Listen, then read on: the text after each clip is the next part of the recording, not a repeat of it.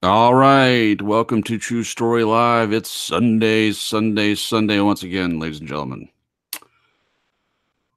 No, I did that again.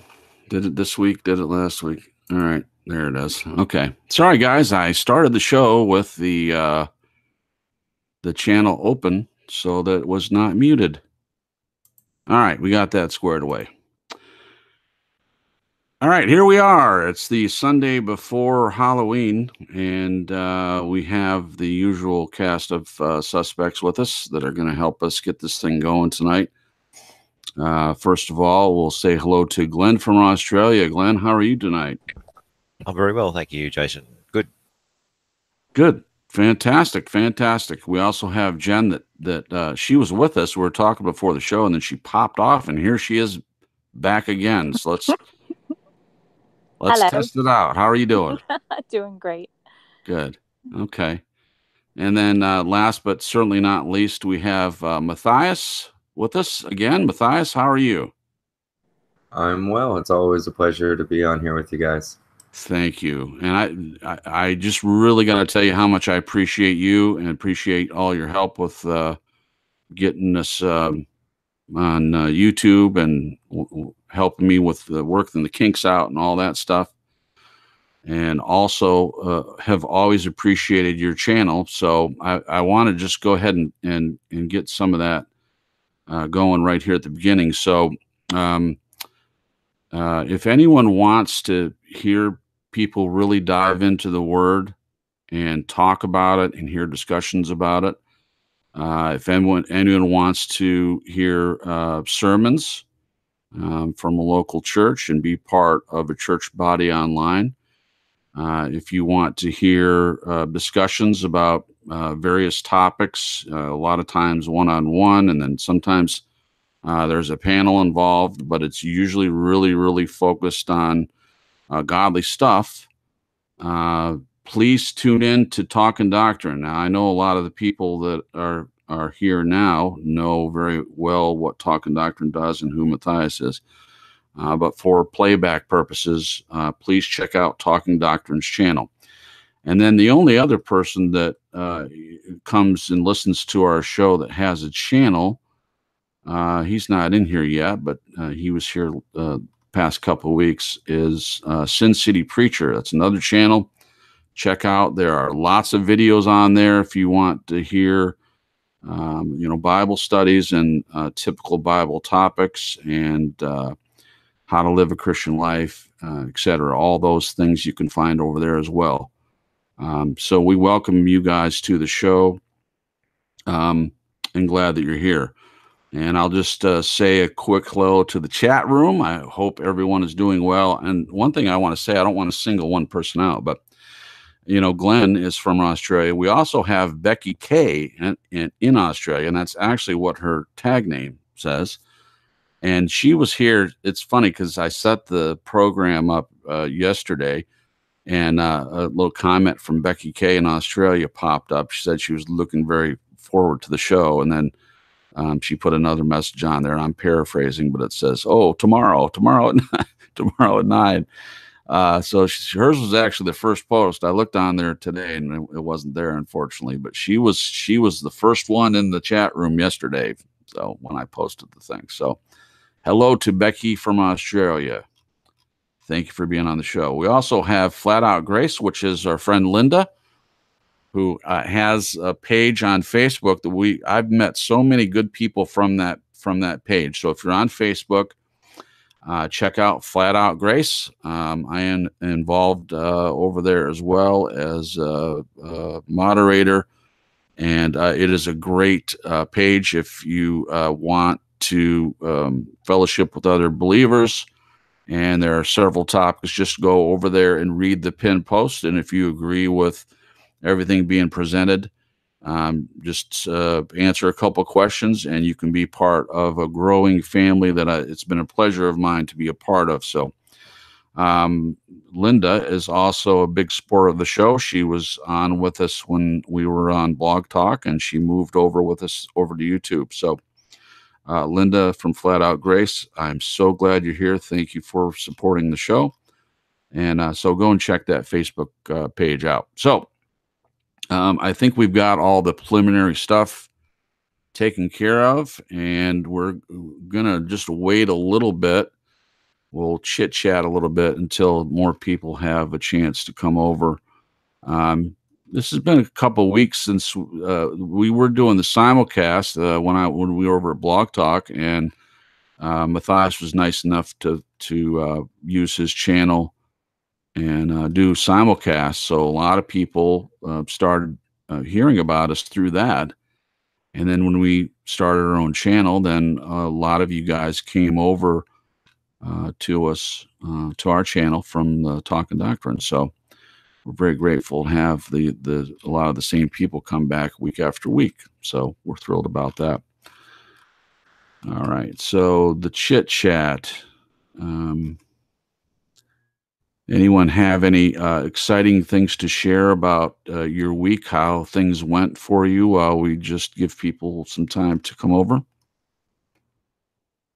Anyone that wants to say anything can, or I'll tell a quick story about my irritation with television programming for elderly people. Well, I'd love to hear about that, actually. My week was kind of uneventful. And I mean, God's always working positively, but I've had a few shockers on people admitting to me that they never really believed the gospel. They were just saying that they did. So that was fun for me this week on a couple of occasions, two occasions. But other than that, it's just been preaching the word and doing what he says to do. Okay, so wait a minute. So you're saying that someone that was part of the Talking Doctrine channel just told you that they never believed the gospel at all. Is that correct? Is what I'm hearing? Yeah, somebody. Well, they believed Jesus, but they had gotten into a local church that was lordship. So through the past couple years of being in the TD fellowship and their local assembly, it finally got to a point to where they realized they can't fellowship with people who have such extreme differences in essential beliefs. And I'm like, well, I didn't know you had differences in the essential beliefs till you're just now telling me. So yeah, if you don't believe the same, then what would be the point of even trying to act like you did? It was kind of shocking on one of them. And then another one was, I kind of knew that it was probably the case, but still to hear it firsthand, it was like, wow. So that usually doesn't happen to me. Usually people tell me the truth, if they believe something or if they don't. So yeah, don't you prefer that? I mean, don't you prefer that someone tell you straight up, without going through all the, secret society handshakes and whatnot, and then tell you later?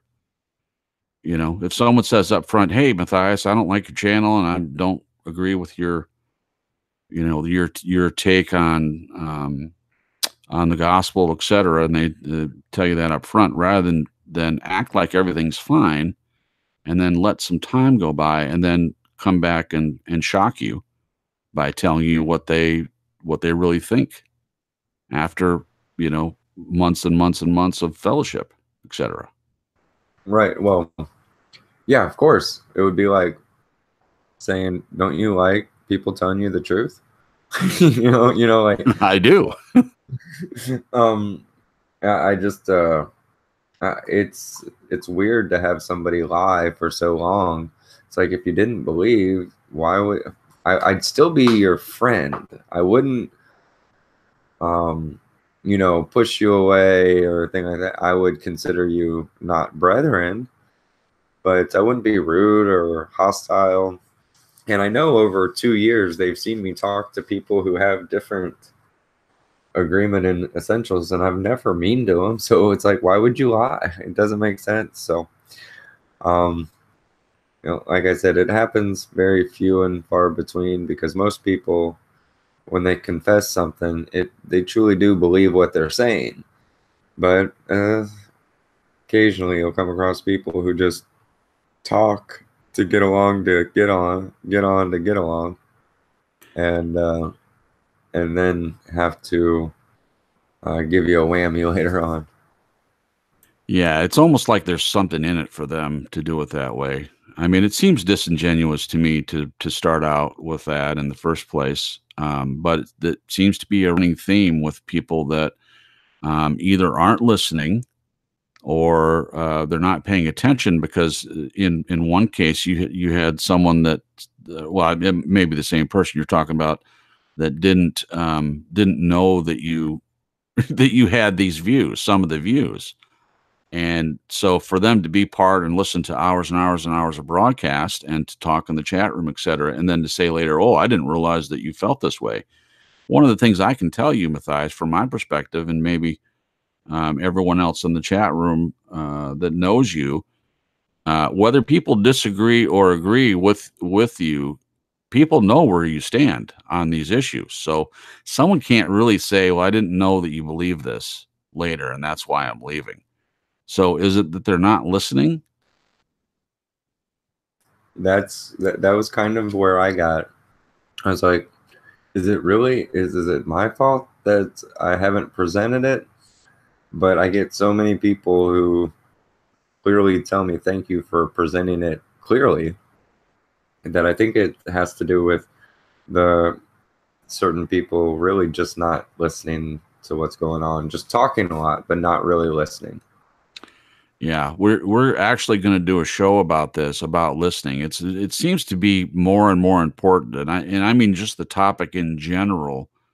Listening in conversations, listen to things that are important. Don't just pretend like you're listening, especially if you want to have a relationship with someone. You definitely want to pay attention so that you can respond appropriately, and also so that the person doesn't think that you're disingenuous. That's important, but it does tie into a couple of the themes for True Story Live, which are authenticity and openness. And what I've learned over the course of doing this show is, I didn't learn it over the course of doing the show. I'm learning more and more as we focus on some of these subjects, that there are a lot of people out there, even people that would call themselves true believers, that are not authentic, and certainly not open. So this is a perfect example, the one that you're talking about. And you did a video, right? It was an email response, I believe, and you did two of those this week. You had one of them that I think that's the one that you're talking about now. So people can go and listen to that response. It was something you started out. So they're actually numbered 2 and 3, I believe, on your channel, Talking Doctrine channel. Email responses number 2 and number 3 is something you did this week, right? Just little shorter videos. Right. The email responses are just a way to be able to, because I know if one person is dealing with it, that other people got to be as well. So I figured, what's the best way to help as many people as possible with different emails? And so, came up with that feature to the channel. As long as I keep them anonymous, I think it's something God wants as part of the ministry, because whether friend or foe, many people can learn. Yeah, I agree. I haven't said who it is, and I won't. I mean, if you decide not to tell people who did something or who it is, then that's between you and God, and I'm not going to step in the way of that. I don't think people should. If you want to keep it anonymous, keep it anonymous. So I won't be saying who it is. So I think we can start now. I think we have enough people in the chat room. So before we get started, I'll just take a quick look and make sure that I've said hello to everyone that's already in here. Hello, Celine. Thank you for coming. I appreciate you. Journey's Wake, hello to you as well. Thanks for coming back. Jamie K in the house tonight. Also, Daryl Leach. And then Sin City Preacher's here. Oh, so everyone, Wednesday night, I'm actually going to be a guest on Sin City Preacher's channel for a Halloween episode. So definitely join us for that on his channel. It's very grateful. I was thinking about doing something on this channel, but he brought it up to me. So I thought, well, not everyone even knows I have a channel yet. So I think more people would be reached if he used his channel, just had me come on. That was his idea. So I am going with it. So that is Wednesday evening. So check us out for that. We would be grateful. So hello, Brother Luke. I'm glad you're with us tonight. Appreciate you being here. And I said hello to Daryl. I think that's everyone I see so far. Daryl's dressing up special. Thanks for... I don't know what that's about, but he says he's dressing up special. So we'll just take his word for it. All right. So we're going to get started. So part of the ongoing mission that we have here at TSL is to provide a safe place to share real life stories. And this is something that I wanted to do from the start. The name True Story Live. Initially, I did touch on this last week, but I'll just do it again. It ties into everything that we talk about on the show. I wanted to hear true stories from people. And of course, we want it to be safe. We want to treat each other kindly. And I'm so thankful for the people that come and listen to the show and that hang out in the chat room. Very little need for a moderator. I know that's because it's a small channel and there's not a whole lot of people, and you guys pretty much self-moderate because you came through Talking Doctrine and learned how to talk to each other kindly. Because I've been in some other chat rooms and see the way people talk to each other. It's a completely different world. I mean, it's knockdown, drag out in there. It's ridiculous. And so I'm grateful that this channel isn't like that. So we believe and trust that opening ourselves up to emotional and spiritual vulnerability is empowering and inspirational to our relationships with self, others, and God. So does it make sense that the pathway to being a whole person requires us to kickstart the process of surrender and acceptance of what follows?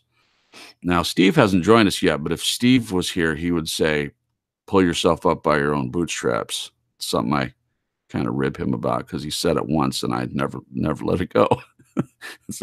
Oh, look, it's pull yourself up by your own bootstraps, Steve. But vulnerability is, for the show, this is the definition: acceptance of our imperfection, putting aside fear, and taking the risk to let others and God see our true self. Now, the only thing I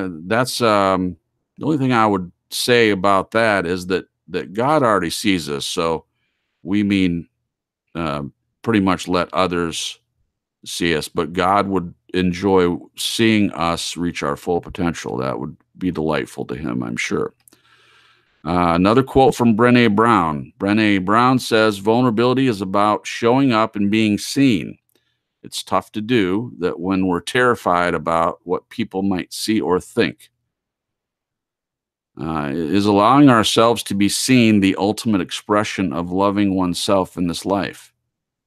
No one says this process is easy, but we say the strength that comes from an open and intimate relationship based on love and not fear is crucial to living in the light.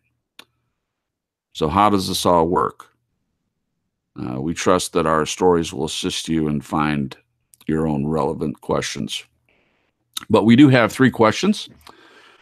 And this is one of my favorite parts. And we started this process a little while back when we were still at Blog Talk of having my buddy Glenn come on. And for those of you that don't know, I've known Glenn for a while. He met him through my mother. They dated for a while back in the 90s, and I still talk to him. My mom died almost it's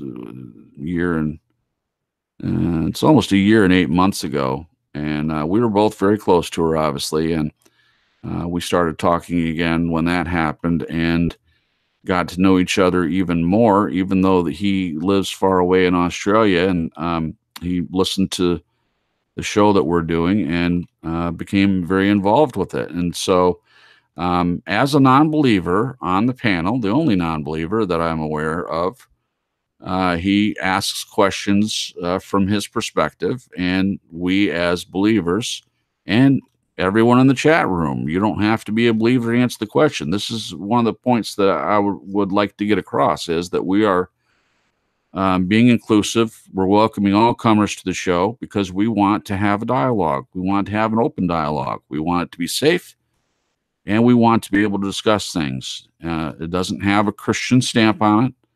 And just because it's not, pulling scripture out and going verse by verse, there are definitely channels that do that. And I definitely encourage you. I will mention the two that I mentioned already. Talking Doctrine is one, and Sin City Preachers channel is another. Lots and lots of videos on both of those channels, and you can find just about any subject that you want to locate and hear what's being said about it. We do talk about God here. We talk about a relationship with Jesus Christ, and the gospel is presented. It's just not that's not the main focus of the way that we do the show, but it is the main focus. I'm not slamming any Bibles here on True Story Live. All right, so I feel like I've touched on that enough for 2 weeks, and hopefully I won't ever have to discuss it again, but I'm having a feeling I will. We'll see what happens. All right, so let's get into the questions. Question number 1 for this week. So the topic is vulnerability and strength. That's the overall arching topic. And it also ties into, every topic that we've discussed so far ties into the idea of being open and authentic rather than being fake and plastic. Certainly, if I ask the chat room if you've ever met someone that seems fake and plastic, I'm sure anyone in there knows someone. All right, question number 1, and I'll read the question, and then once I've finished reading the question, anybody that has a desire to answer can just unmute, and you can answer the question, and we'll go from there. So in the chat room, Jen, do you have this is one of the reasons, do you have the questions you can post one by one in the chat? Is that too much? I think I can actually figure that out. I did post it under every link, like on Flat Out Grace and cool, the Story Live page. But yeah, I can attempt to do that while the first person answers. Okay, if it's too much, don't worry about it. But I'll answer I'll read the question then while we're answering it, because it will go up pretty quick while people are talking. But remind people that it's in the description to the question. Thank you. Yes, I need to say that. So yes, the questions are in the description. I know a lot of people don't look at that, but if you wanted to see all the questions 1, 2, and 3 written out, they are in it. So if you click on the see more, I don't know if it says see more or what. I think it does. show more. If you click on the show more button, and then the questions will be at the very bottom of the description. And if they're on a smartphone, it's the little triangle arrow pointing down on the top boom right-hand corner. There you go. Thanks for covering that as well. I appreciate you bringing that up. Okay, so question number 1 for this week. What have you discovered about yourself as a result of being vulnerable? What have you discovered about yourself as a result of being vulnerable? Anyone want to tackle that one?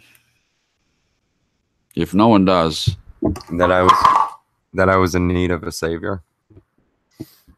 I think that being vulnerable is in a sense of humility, and humility as in humiliating, because the true gospel will always glorify God and humiliate man.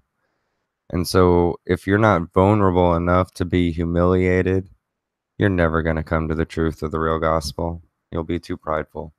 So for me, it was to be able to come to Christ. Wow.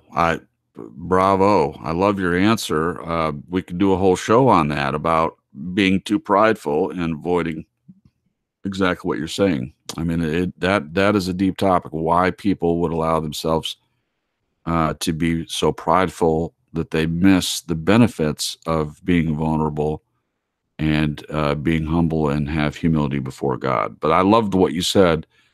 Humiliates man. That's good. I like that a lot. All right. Jen or Glenn? Who's next? I'll go. All right, Jen, you're up. I think that in my kind of journey of becoming more vulnerable has it's scary sometimes, humiliating, like Matthias was saying. But I've found that I've come to know myself better. I think when you're doing the opposite of being vulnerable, you're kind of hiding parts of yourself, and sometimes that's unknown, sometimes that's known. There's a piece that I think God can give you and that you can get when you're just yourself. And I think vulnerability and being yourself, they're very connected. Um, so there's freedom and peace in it as well, as a lot of other things. But that's two of the main things that I've learned in becoming vulnerable.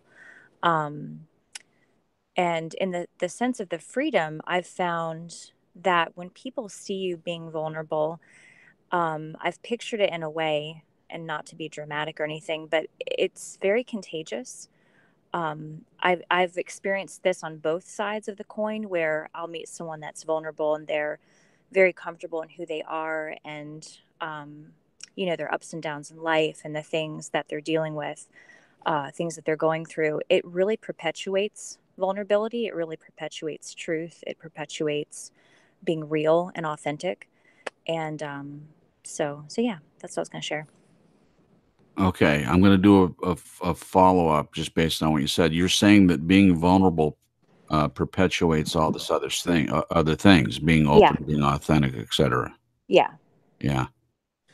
Yeah. I mean, I think that you have to be vulnerable in order to do the other things. I think they walk in lockstep a lot of times. Yeah. Fascinating. Thank you for your answer. I appreciate that very much. Glenn, if you're ready, you can answer. Sure. Well, for me, it was an incredibly enlightening process. Happened many years ago now, but the first thing I discovered was that I had thought I knew a lot, but I realized I knew little. That was the biggest confronting thing that came out of it. To sit back and look at yourself and say, well, basically, the way you were living before and not being vulnerable was not authentic. It was just a delusion. It was basically I was an idiot, and there's no way that I can avoid saying that. The change that came about really was when I decided not to try to control my life. I became that meant for me was being vulnerable allowed me to be more accepting, more philosophical about things, and very much like what Jen said, I think that as soon as I did that, it opened up a new dimension. That all these new people started turning up, and it was quite a shock. And one of those was my wife Sandra. So yeah, without being vulnerable, I think it's just a whole other dimension, and I don't want to be part of that. That's for sure. Thanks, Jason. Yes, thank you, Glenn. That was beautiful. Thank you so much for your answer. And I'll kind of a follow up question for you as well. So when this happened, just putting it into the timeline. So you met my mother. Both of you learned a lot from each other, and the way it kind of ended was she wanted you to find your Sandra. Now, of course, back then you didn't know who it was going to be, but that could have been a catalyst. You had a person in your life that helped you, I think, to open up. And I don't want to put words in your mouth, but I'm just leading to the question part. So that helped you be vulnerable. And the thing that you said that I want to focus on the most is that you would never have any part of going back, right, to who you were before. And I think that most people, and I can say this certainly for myself, now that I know that I am more vulnerable now in the correct way, more open and more authentic now than I ever was, I wouldn't go back for anything at all. So I love that you said that. So was there a moment for you that you realized this difference in looking back? Can you, how long ago and what did that look like? Well, your mum and I basically, as you know, kept in contact, even though we'd sort of parted from the a worldly relationship. So pretty well, that would be 20 years ago. But we practiced being vulnerable with each other. That was the first step. I'd come out of a marriage where I had not accepted my part of the responsibility for the failure of it. So then, when I met your mum, she being a therapist, of course, that was pretty dramatic insight flood my way. So we practiced, but the real crunch came for me was when I went and did therapy. And I had always thought that counsellors and therapists were rubbish, a waste of time. But after I met your mum, I decided I'd go invest in myself, do some work, and I think as a result of that therapy process, that was really the turning point. And after that, it just the floodgates opened. Yeah, and then I've just lived that way ever since. Yeah, and I agree with you that I would never go back to that. And the funny thing about my mom, so her ministry was called "Come to the Well." Now, for those of you that know the Bible at all, Jesus met the woman at the well, and they had one of the greatest theological discussions, I think, that's in the Bible. One of them. There are several, obviously, but it's quite a conversation. And she wanted to use that idea as her ministry, and she did. I think that she, not just Glenn, but what she felt like her mission in life was to bring people to the point of being able to be vulnerable. And we live in a it's a tough world. It's a world where it's easy not to know who to trust and who's going to betray you.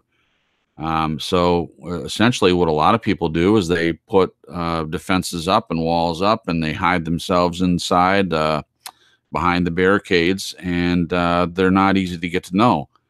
And a lot of people would have a reason to do that. I mean, they're not doing it for nothing. They're doing it because it's can be painful to open yourself up to relationships with people, especially not knowing if they're going to betray you. So this leads into my answer. The first time this is true, and I am so thankful now that this happened. But really, I was vulnerable when I was a child. When I had my eyes were filled with wonder, and every person I met was a friend, and that got me in trouble with my mom. Sometimes I wanted to meet people so much that I would just wander away from my house at 4 and 5 years old and go walking around the neighborhood, knocking on doors, seeing if there was kids I could play with. And it's a wonder I didn't get kidnapped or something horrible happened. Of course, I think it's more prevalent now than it was when I was 4 and 5 years old, but still, I was very well protected. One time we went to a beach in New Hampshire, and I was with my mom, dad, and some people from my dad's singing group at the time. And I was probably 5 years old or 4, and the beach was very crowded, and I went walking around down the beach looking for kids to play with. And my mom freaked out, and she came looking for me, and she thought that I was kidnapped and whatnot. But I mean, the overall point was I was a lot of times vulnerable just in my ignorance, of not knowing what kind of people are out there. But my desire from early on, my personality makeup was that I wanted to meet new people. I wanted to know new people. I wanted to be friends with everyone. And then life happened, and you get to know that there are a few people you can trust. And then down the road, you find out that there are more people that you can't trust and that are going to betray you. And honestly, the time in my life when I was the most vulnerable was when I went through separation, which turned into divorce. And it took me by surprise. I didn't think in any way, shape, or form that the marriage was bad. I mean, it was a recession. We're going through hard times, but I didn't see it coming. I don't think it's because I'm dumb, or I just didn't see the signs. There weren't any signs that I could see. I mean, I knew we're going through a tough time, but I had no idea that she was so unhappy that she would just be willing to leave without any counseling or any attempt on my part to make it better or to work it out or anything. It was just a decision made. Decisionism. Well, for the person, that one's for you, Matthias. She made a decision. So we walked down an aisle to get married, and it didn't stick. She made a decision to get out of it, and that was the most devastating thing. I'd had friends betray me in the past, but that's way different than it being a marriage situation where you stand up in front of God, in front of your families, and you tell someone that you're going to be with them until death do you part. To me, I took the oath seriously, and I would have, I was with her when she was struggling with lots of things. I'm not saying I was thrilled about some of the stuff that were not really clear to me when we got married, that were deeper issues than she said, but I'd made the commitment. But anyway, so when that happened, I found myself in a very vulnerable moment that I didn't feel like was a choice.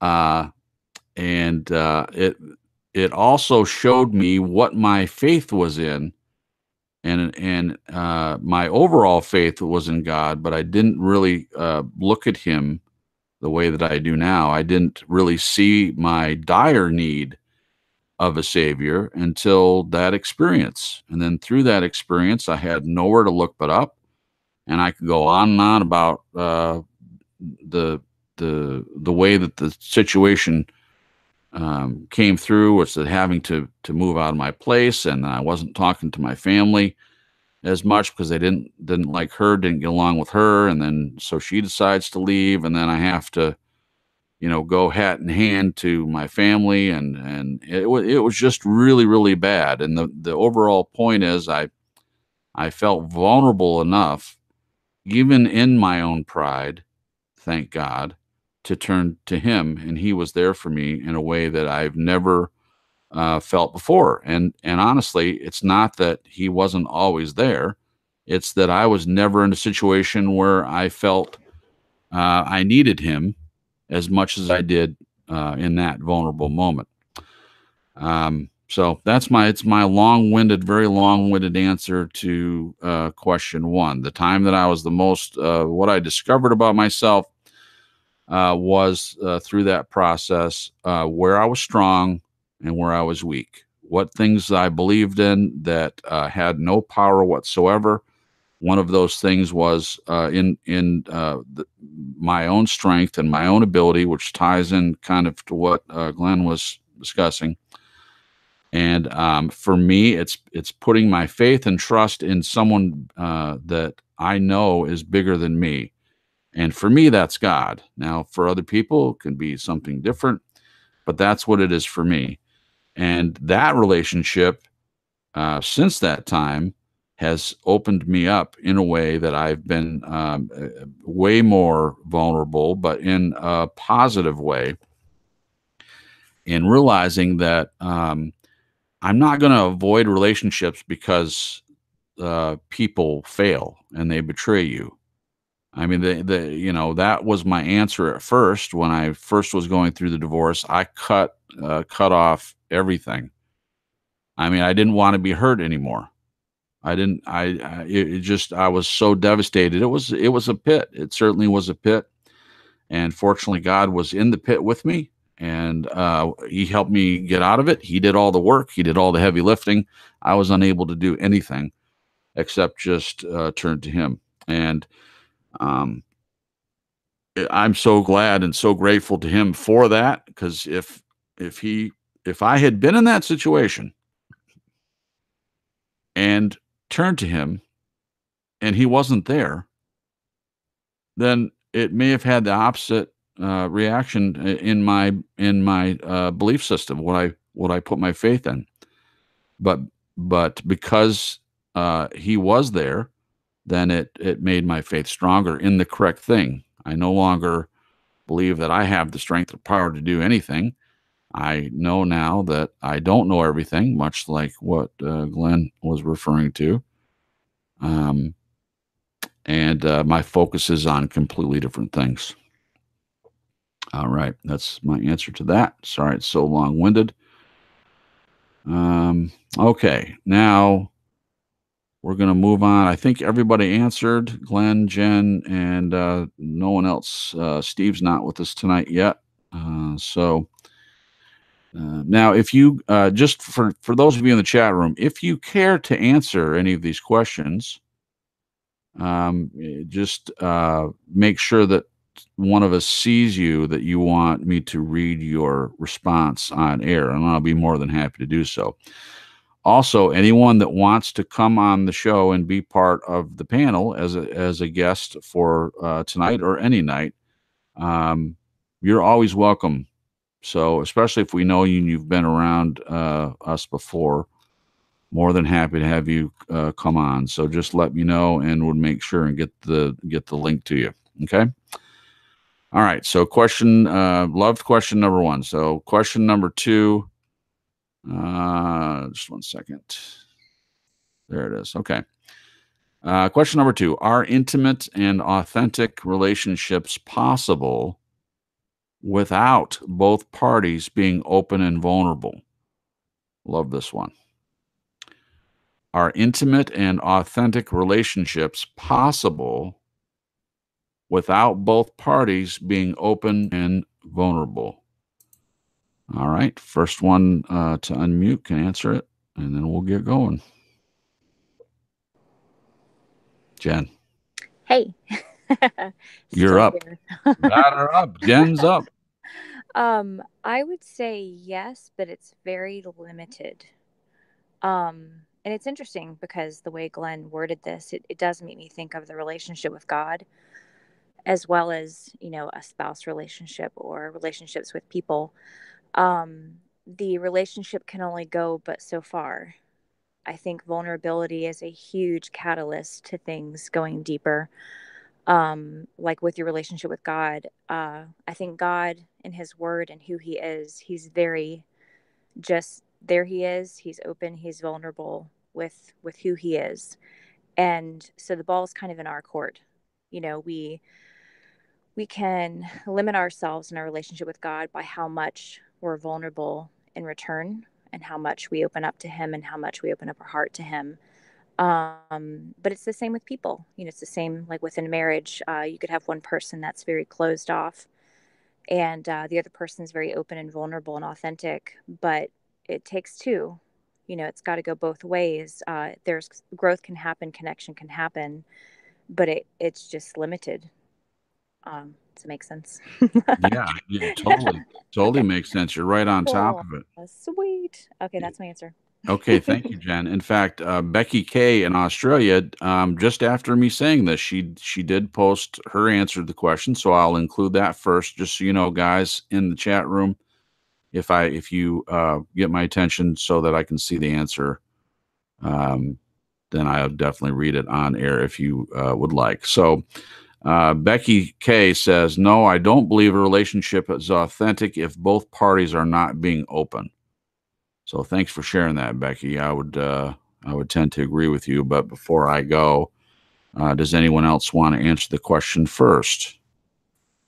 Glenn, you're up. Oh, Matthias, I'm happy Oh, for you sorry. to go. yeah, because I wanted to ask Jen about her question a little bit more, because maybe I don't understand vulnerable the way I thought I did, and that's very, very well possible. Like I was thinking when I heard the question myself was that it depends on what relationship I'm looking to. When it comes to a fleshly, uh, carnal, even spiritual relationship, especially between spouses, husbands and wives, vulnerability to each other is important. But when I think about with God, um, that's what I was thinking. I was thinking, no, he's not vulnerable, from my understanding. I think that he died for everybody, and he really hurts when those who reject him die in unbelief, and that affects him. But if that's what you mean by vulnerable, then yeah, okay, I agree, but I don't see what anything we do or don't do in unbelief or real belief puts God's glory at any vulnerability. And I Like don't, I think yeah. he's so right. I'm not saying you're wrong. I'm just saying I don't know if I understand the word correctly, or maybe you have a different way of explaining it to where I can understand it better. Yeah, I think the I'm thinking of the attachment between vulnerability and authentic. I think God is very authentic in who he is. And that's kind of, I'm pairing that Okay, with all right. If you vulnerability. connect those, okay. If okay, so instead of saying to be vulnerable, to get authentic, to be authentic. See, I would say that God would be one of the few that's authentic without vulnerability. But if, Okay. if you're connecting those two, then I agree 100%. I got you. Okay. Cool. Thanks, Matthias. All right. So, Glenn, you and Matthias both came in at exactly the same moment. So, go ahead and with your answer, Glenn, and then Matthias will have your answer next. Yeah, just going to say, Matthias, I think we addressed that, what you just said in question 3. So just hold the phone. Okay, for me, well, obviously, without a God scenario, it becomes a lot easier. And I would say, for me, it's a definite no. I've done both sides of the equation where there was no vulnerability, openness, and it was a one-way ticket downhill. In my current marriage with Sandra, we were totally open and vulnerable from the first second, and we've not had 1 second of relationship stress in 20 years. So I think that's a pretty good advertisement for vulnerability. Thanks. Yeah, I would agree, Glenn. Thank you definitely for your answer. I appreciate that. Matthias, you're up if you'd like to answer the question from your perspective. Well, I thought I did kind of. So, I thought you were asking Jen a question, not really answering from your perspective. Question 2. well, right. I kind of answered it in it, but I'll reiterate. No problem, because I do think it's very important for vulnerability between human relationships, uh, and worldly in this realm. Now, when it comes to human and beast relationships, that's no, there shouldn't be vulnerability between a master and his dog. But so that kind of relationship in the world, there shouldn't be. And in the same sense, I don't see vulnerability between God and his creation. We are vulnerable in order to humble ourselves, to be able to uh, be in his presence, to seek after him. But he, I don't think, is vulnerable I think that he's all powerful and omniscient and almighty, so that doesn't, whether somebody rejects or accepts him, doesn't leave him vulnerable or not. But he is authentic. He's absolutely real and presents himself as real to the whole world. It's up to them if they want to respond or reject. But yeah, I think vulnerability for earthly relationships is very important, but for the spiritual relationship with God direct, I think it is kind of one way, because he's kind of unique. There's something about him that's just perfect. So I think he stands alone. Yeah, absolutely perfect. And I'll just kind of take off your answer. So in my mind, I have no trouble understanding where God's place is in question too. Now the thing is, if we're not vulnerable enough to allow God into our relationship, if we, in other words, if we decide not to respond to His calling to us and wanting to have a relationship with us, it doesn't change God at all. Okay, it changes our ability to be in relationship with Him. It's the difference between being open to it or not being open to it. If we constantly run from God and we constantly close ourselves off and close down our end of it, then it doesn't change God at all. He's still the same God. He's still the same perfect, infallible creator of the universe that He always has been. But we won't be in relationship with Him if we're not being vulnerable, if we're not being authentic. There's no chance for intimacy. So for me, question 2, the answer is an emphatic no. Even from a God to human perspective. Again, it doesn't change God, but if I'm not being open with God, then I'm not receiving any benefit from a relationship with Him would bring into my life. I mean, just all the fruits, joy, love, joy, peace, long suffering, gentleness, goodness, faith, meekness, etc. All those things are to me a side benefit of having a relationship with Him, not to mention eternal life, not to mention not having eternal separation from Him, etc. So I think that true believers strive for a intimate relationship and authentic relationship, and it comes from the person, not from God, but the person being vulnerable enough to allow that to happen. Doesn't change God at all. Good stuff. All right. I think everyone's answered the question. Let me just check the chat room, see if anyone else has an answer to question 2 before we move on. I don't see any. Okay. All right. Did everyone answer that question? I believe they did. We're going through these questions. These questions are definitely shorter than last week. They're still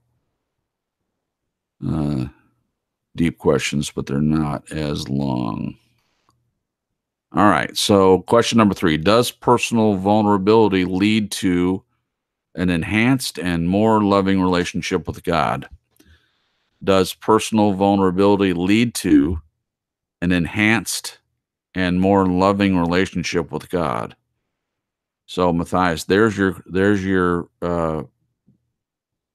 question there, number 3, for you to start on if you're ready. Does personal vulnerability lead to an enhanced and more loving relationship with God, Matthias? Yes, and yes, and I think I can even find another yes. Because for one, it will. That is, if you don't know you need a savior, if you don't know you're desperate and without hope, if you don't come to that vulnerability, you'll never be able to uh, uh, look to seek to what truth or what hope there may be outside of yourself. And so you do have to get to the vulnerability of that, just for the process, the beginning, the first step of salvation. Then when you want to do something for the Lord, you also got to be vulnerable enough to realize not even after salvation do you really have anything to offer him. And so that you have to be vulnerable enough to go to him, to have him be able, so you can be of service for him to others. So there's a vulnerability in coming away from yourself in order to come to him, and then also a vulnerability of getting away from your pride of trying to show people what you know in order to have God work in and through you. And then when it comes to actually getting other people to come to the truth, we all want to try to get and push them and convince them, and this is why they need to believe, and this is how they can believe. And really, a lot of times, maybe trying to push them to make some decision. We've got to be vulnerable enough to give them up to God and remember that we just plant and water, and it's him that giveth the increase.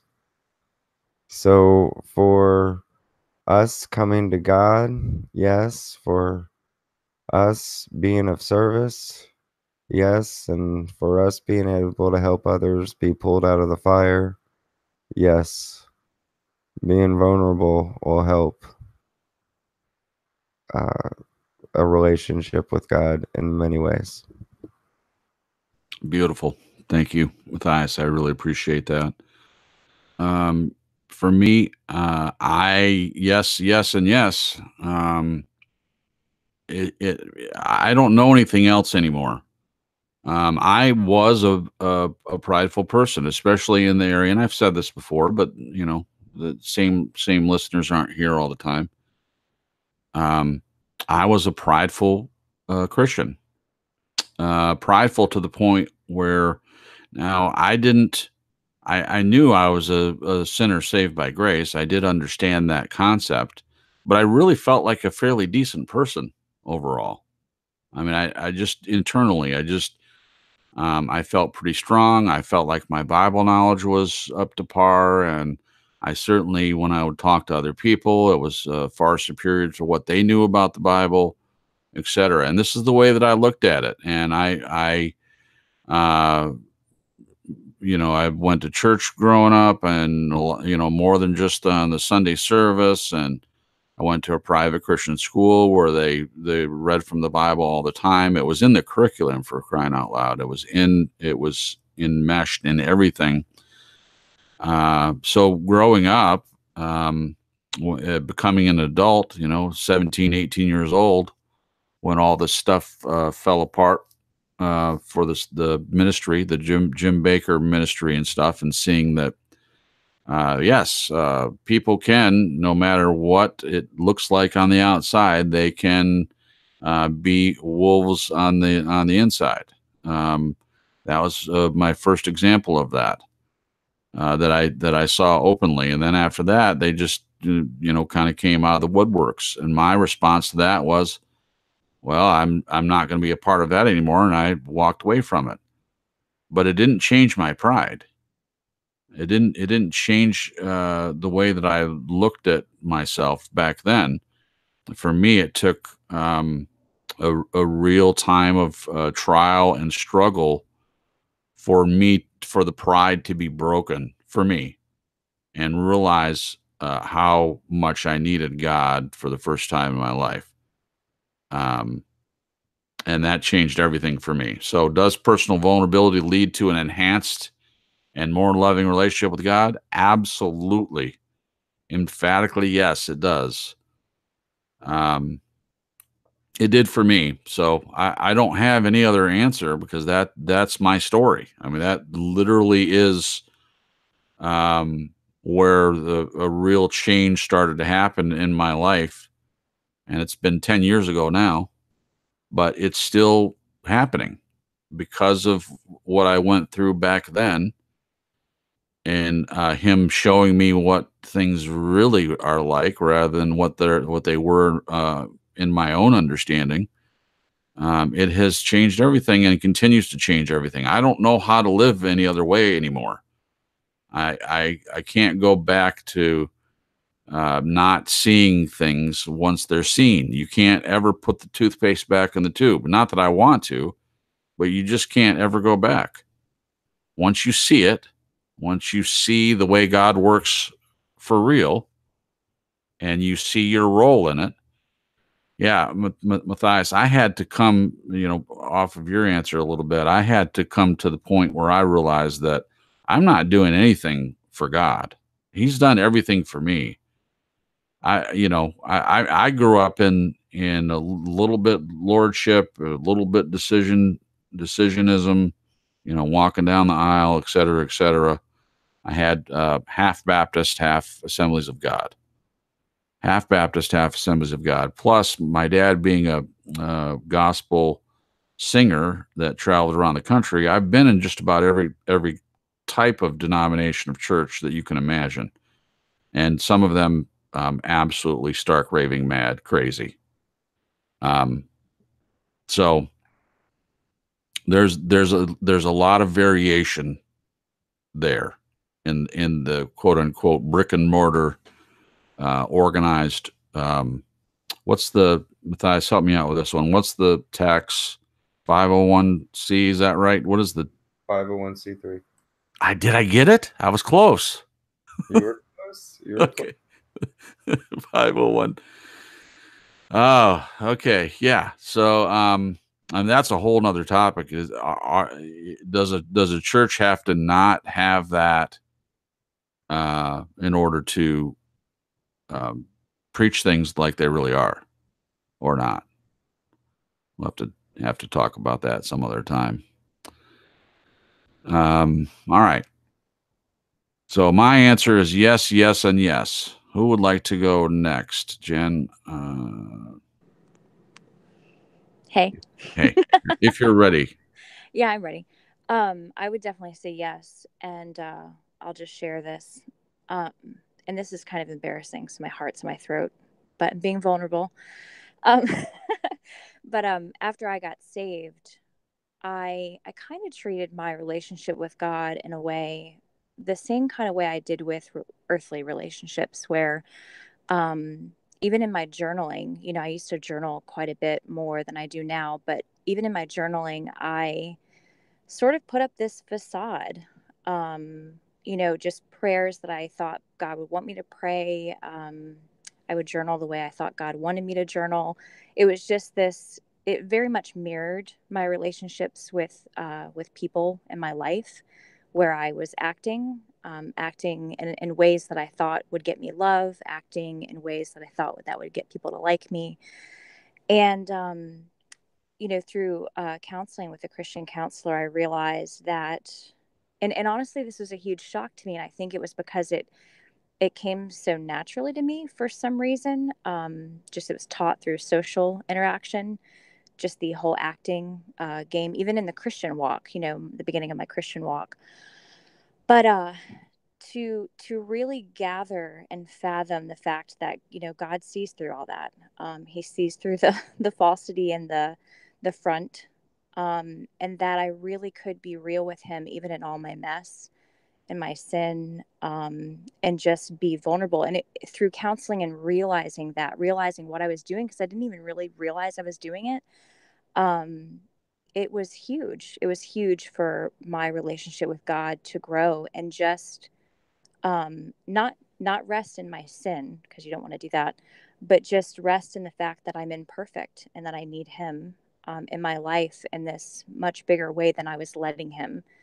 And that was a huge milestone in my walk, realizing that I could be real with him, and that doing the whole facade can be dangerous, because I think it can even mask sin that needs to be repented of, which also can very much get in the way of your depth of your relationship with Christ.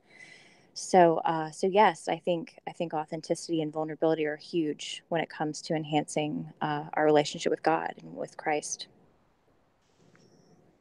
Agreed. Thanks, Jen. I appreciate your answer. Glenn, you're up next, sir. I saw you pop in there for a second. You're up. It's your turn. Okay, my turn. Okay. I've got a question for Jen, because really, from my point of view, the question was sort of a bit targeted towards her, because we've been having chats probably for a month or so. You're up, Jen. Sorry. Okay, now, the question really from my point of view was for Jen, like when you consider what you were thinking a month ago in your personal situation compared with and allowing yourself to be vulnerable, and now the position you find yourself in, say, today, and now that you've basically done quite a deal of work on yourself, how do you think? Oh, sorry, I'll go back again. Start that last bit again. When we spoke about this question the other day, you said that your relationship with God had been enhanced by the fact that you'd allowed yourself to be vulnerable as an individual and in your relationship. How is it different from a month ago to today, your relationship with God? Oh, that's a deep question. You and your deep questions. That's what we're trying to do here on TSL. We're trying to make the questions so deep nobody understands them. No, I'm just kidding. That's the opposite of what we're trying to do. And Bart understands. over here. Yeah. It's definitely enhanced because this journey and you know what, honestly, it's still the same journey as what I explained a second ago. It's just further down the road. Because even though I came to that realization back through counseling, there's still been bits and pieces of that bad habit of just not being authentic and not even knowing that I was not being authentic, and really bleeds down into people pleasing. And I wasn't so much doing it with God anymore, in my relationship with God, but it all kind of blends. But as I have been discovering that, um, in this journey of realizing that I'm really not uh, being the person that God wants me to be, and living fully in that, and living in freedom in that, um, just those realizations and those aha moments again they have enhanced. It's hard to put it in words how it's enhanced my relationship with God, but it's almost like uncovering something beautiful in nature, something that you see that God created, and the design and the beauty of it is just so, like, okay, let me try to point it this way. Say there's like this amazing quartz or like labradorite or something, but it's covered in moss and like dirt. And as you start cleaning it, you start seeing this beauty come through. And so this journey has kind of been like that. And not that I'm not full of myself. It's not that kind of thing. It's just more of the beauty in who we are as people and our own personality, and just that we're one of a kind, each of us individually, and that God has made us to be who we are. And that when we aren't living fully in that, we're doing a disservice to the miracle that God has placed in us. And so even in that fact, it's just enhanced my relationship with God. And again, not saying that I'm all that in a bag of chips. I'm just saying that that there's just such freedom and joy in just being who God created you to be. And so along that journey, it's just been awesome. I don't know. I don't know how else to explain it, but I hope I did that good. Just to be clear, you are all that, and also No. a bag of chips. Skittles. No. Skittles. Yep. Taste the rainbow of Jen. No.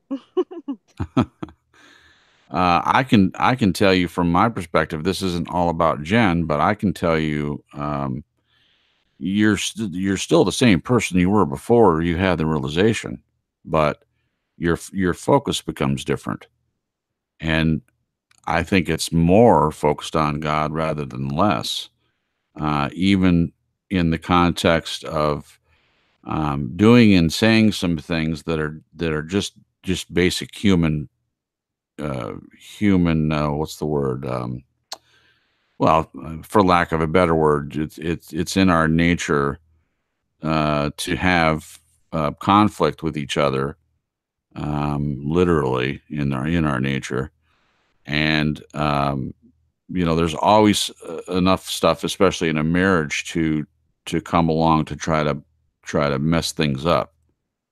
And one of the things, I'll use what Matthias mentioned, which was pride. So all of us have, I think, a measure of pride in us, just the human part. It's just essentially part of that makeup.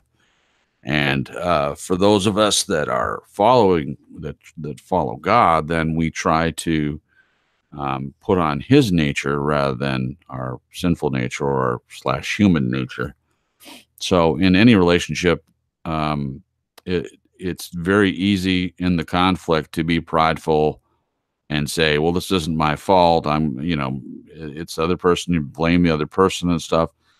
And when you do that, the chances of having any positive progress in the relationship, especially in one that moves towards more intimacy, it can't happen if both people are doing that.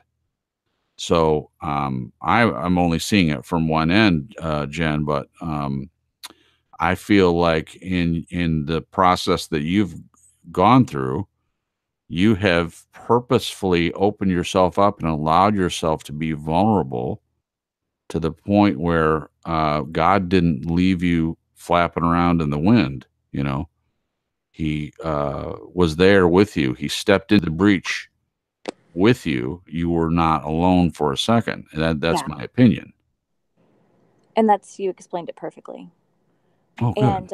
And it's opened up, and some people that have listened to the past shows have heard me share a little bit about what's been going on with my marriage and how it's affected it, and like in a bad way, but then this growth that's been happening has affected it in a very good way. And the vulnerability and authenticity between my husband and I has grown in the past few months. It's been awesome. So Yeah, and let's praise God.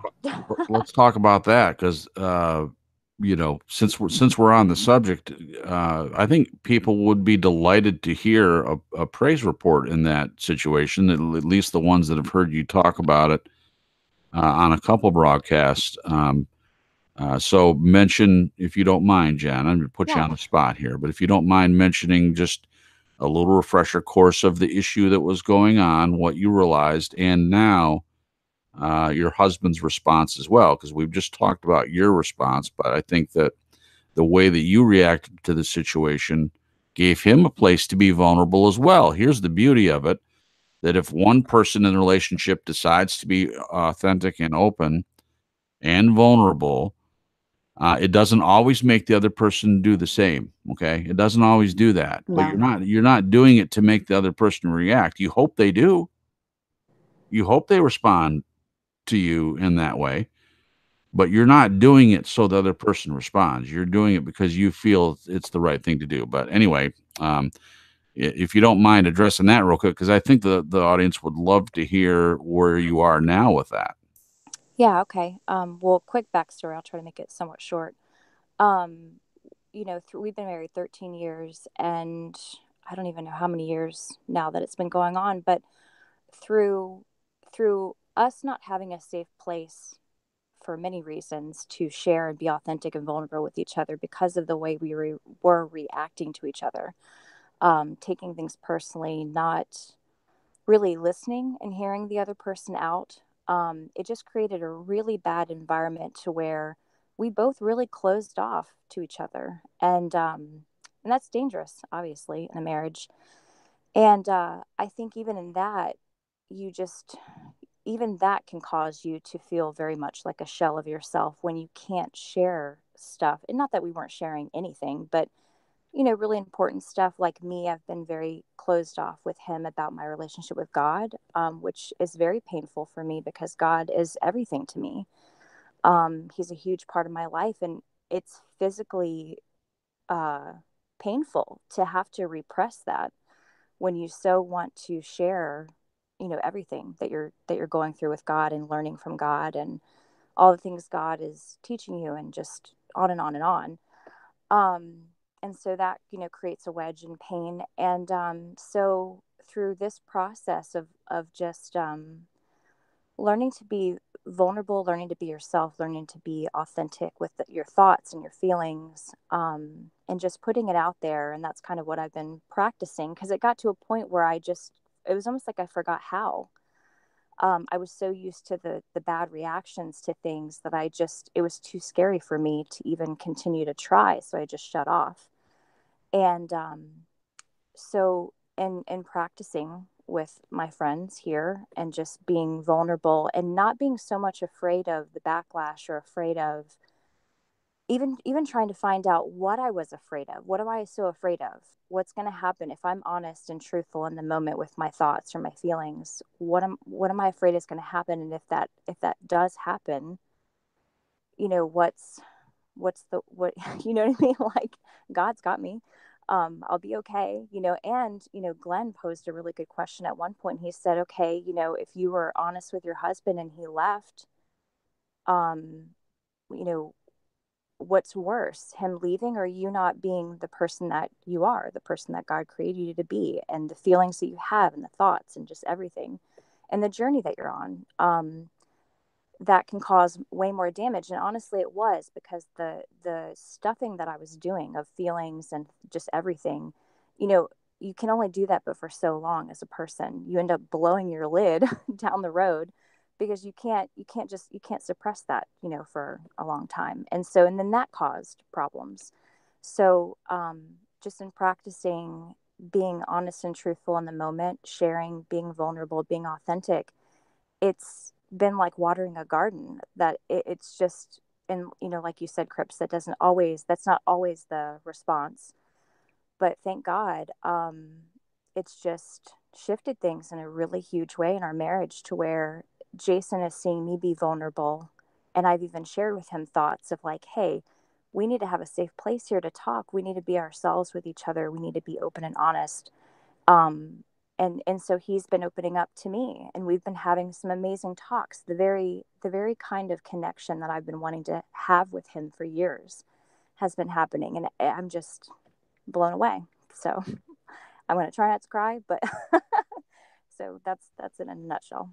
Oh, Jen, great job. And I know while you're talking, it's hard to hear yourself and know that you're making sense. But from my end, you explained it extremely well, and never at any point was I confused by what you're saying, or it didn't trail off into something else. So yeah, right. It's a little hand over your forehead. Where's the emoji for that? I know, right?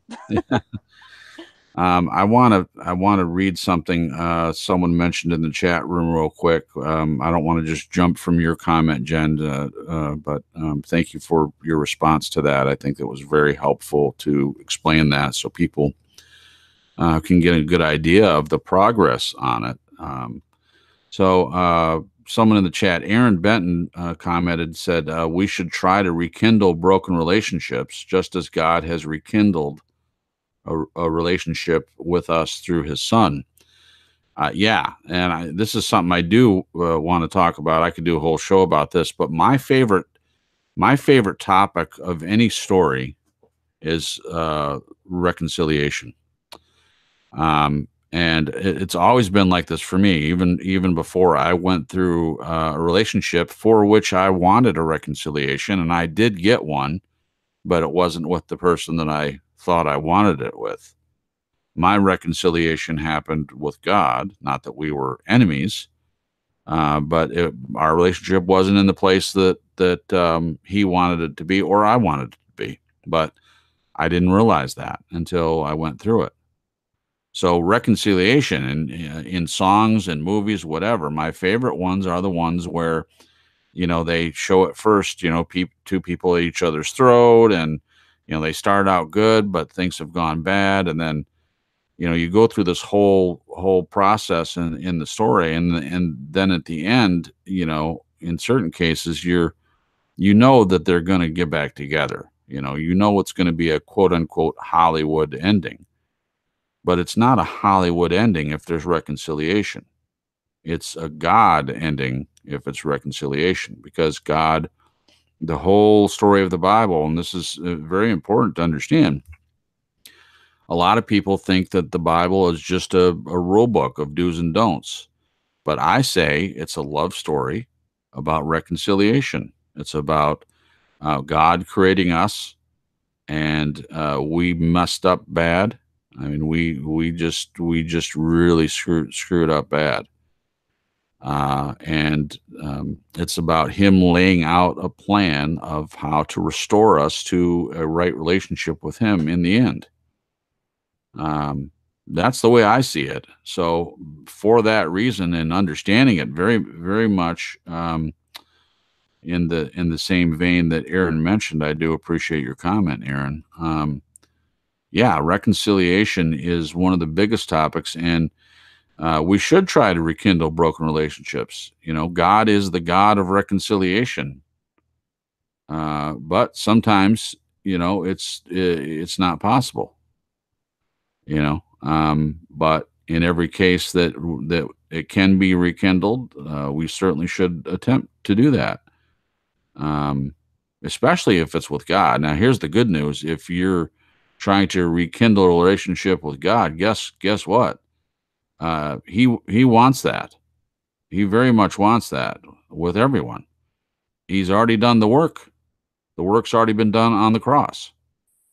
So there's nothing standing between you and a rekindled relationship with God. It's already been done. So if something stands in the way, it's not from God, it's from you.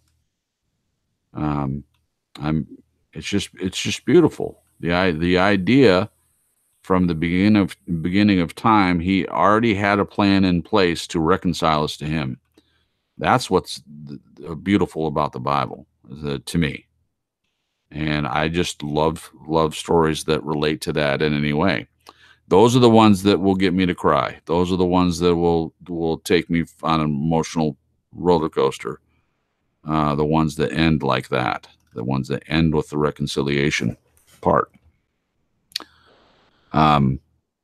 Alex has a good comment. He says, "For God, it's always now, but we pollute the present with our experiences of the past, and we often fear the future." That's a good one. I'll read that again. For God, it's always now, but we pollute the present with our experiences of the past, and we often fear the future. Well, I like that. I think that's very true, Alex. That's an excellent point. Thank you for sharing that. Matthias, you view the phrase, what's the opposite of fear isn't courage. It's something else. There was a comment. People often think that courage is absent of fear, but it's not. Fear is courage despite fear. Having moving forward in something, in a bad situation, and even if you are feeling fear, continuing on anyway. Does anyone know what I'm talking about? That I can't think of the. Yeah, go ahead, Matthias. Well, I don't really know what you're talking about. I know that God hasn't given us a spirit of fear. But also remember that fear, if we're talking biblically, King James, a lot of times is reference to reverence. So if you fear your father, there's both the aspect of fearing his chastisement and the reverence of that he's your daddy. both spiritual and physical, you can apply that too. So, be courageous and not fearful is something that Joshua said to those going in and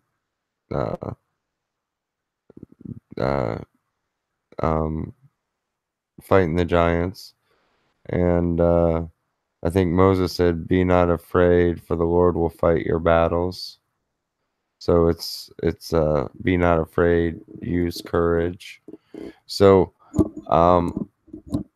you can be fearful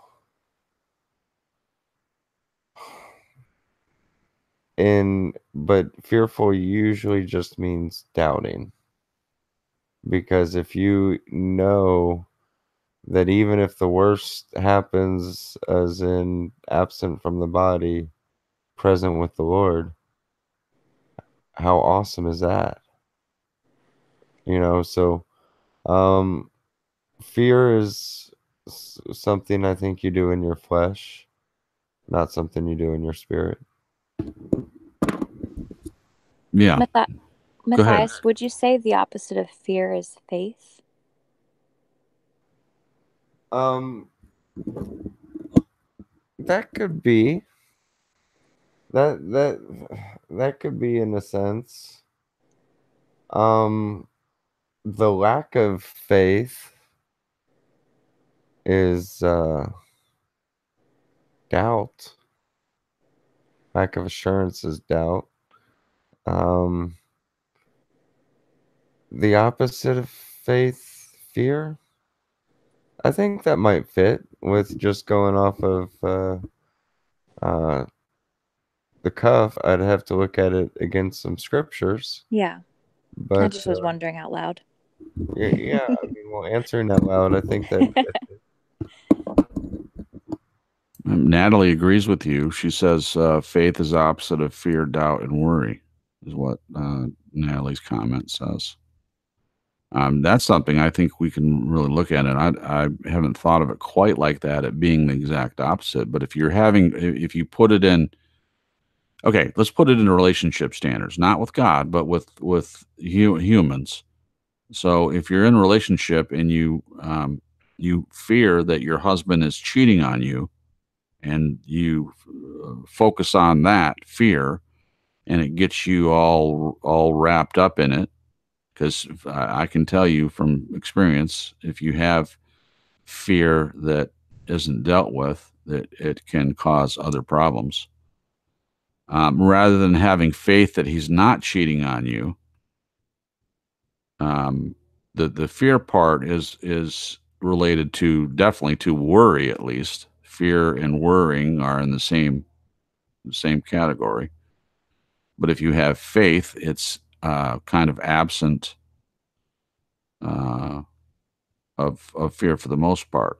Faith is definitely a stronger emotion, I think, than fear. If we're having faith that the person that we're in a relationship, but the problem is, though, that humans are fallible. So then if you take it a step further and talk about it being in a relationship with God, we know that God is not fallible. So having faith in him is, I don't know how you can have fear. Now, Matthias, I'm talking about the other kind of fear, not the reverence and respect kind of fear, but the fear that you accurately said comes from the flesh part.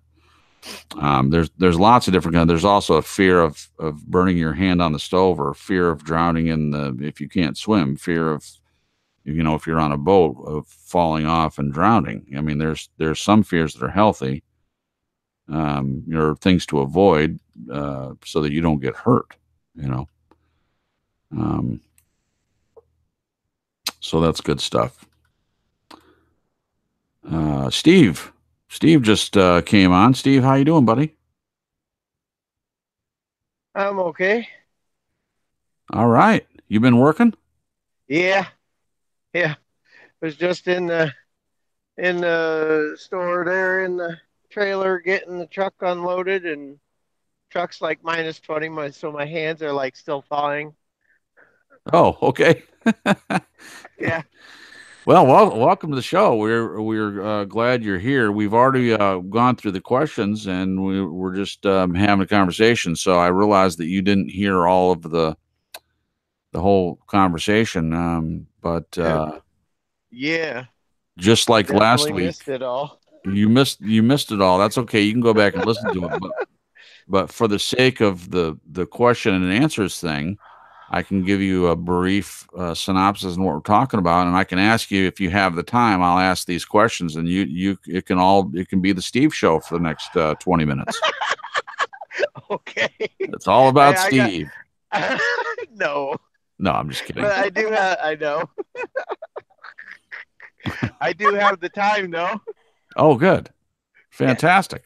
I Okay, got like an hour and a half, probably more like 2 hours or so before I get to my next stop. So I'm good to go for a while now. okay, good. Well, we won't be running an hour and a half here, but okay. You never So know. you never know. That's true. It could go that long. All right. So the overall arching topic that we're discussing tonight is vulnerability and strength, and we've really had some good answers to these questions, and talking about the difference between a relationship with God and a relationship with humans. Definitely want to make a distinction there. So in these questions were posed from Glenn as usual, and so they relate to vulnerability and strength. So question number one, Steve, is what have you discovered about yourself as a result of being vulnerable? What have you discovered about yourself as a result of course, the question is assuming that you've been vulnerable, but at your age and knowing you a little bit, I would guess that you would have had to have felt that at some time. So we'll assume that you've been vulnerable at one point. Okay. I think that there's a lot to be said there. Um, Being vulnerable can be a very positive experience. It can also be a very devastating and destructive experience, and it all depends on the attitude and response of the person that you are being vulnerable with. And Absolutely. certain things I can really only be vulnerable with God with. I don't have. He's the only. God is the only that I have complete trust in not hurting me. I think that's probably a pretty excellent, wise move there, Steve. Yeah. Yeah. There's just um, there's a song that comes to mind in thinking about that by NF um, called Mansions. And in it, he talks about all these different rooms in his mind and how you know, a lot of the stuff that he writes down in the lyrics comes from certain rooms in his mind and allowing certain people in certain rooms to, be a part of his life. But there's one room in his mind that he don't let anybody in because he doesn't want to give them the opportunity to hurt him. Wow. That's actually pretty deep. Of course, he's not the only one that has talked about that subject. I mean, you hear artists refer to that idea in a long time, and that's another topic too. As the one place that a person has that they don't let anybody into. In other words, that assumes that that even if a person lets another one into all the rooms, is there a place that you have that you're not being vulnerable or totally open to everyone else with? That, well, I ended a sentence with a preposition. That wasn't good. Which made it a question. I know.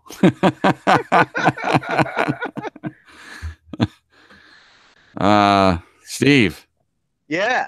good stuff, man. All So, right. is there a place in you that, or well, no, you've already answered. You've said Yeah. that you're open to God only. Now, so what about your wife? Because we have been talking about marriages here. Mine is a defunct marriage, but there's still a Right. lot of information there to draw from. That- True. that's good. Jen talked about her marriage a little bit and how by being vulnerable, by her being vulnerable, it allowed her husband to uh, kind of see that and respond positively to that, which isn't always the case. Every time you're vulnerable, it doesn't always end like that, but in her case, it did. So, what about you? What using the song that you brought up? Is there a spot that you would even hide from your wife? A spot that only you allow God and no one else? Is there a place like that? Um, well, yeah, I think there's things that only God knows in me and that's okay because, um, that some things the opposite sex just simply cannot, will not ever be able to understand. And, um, I've had one or two male confidants, um, slash accountability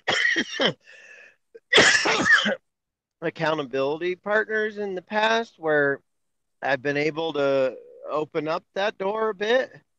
Um, I think my wife knows me more in depth than anybody, but as far as male struggles, um, and some struggles in my own head that it's hard to find somebody that can relate to.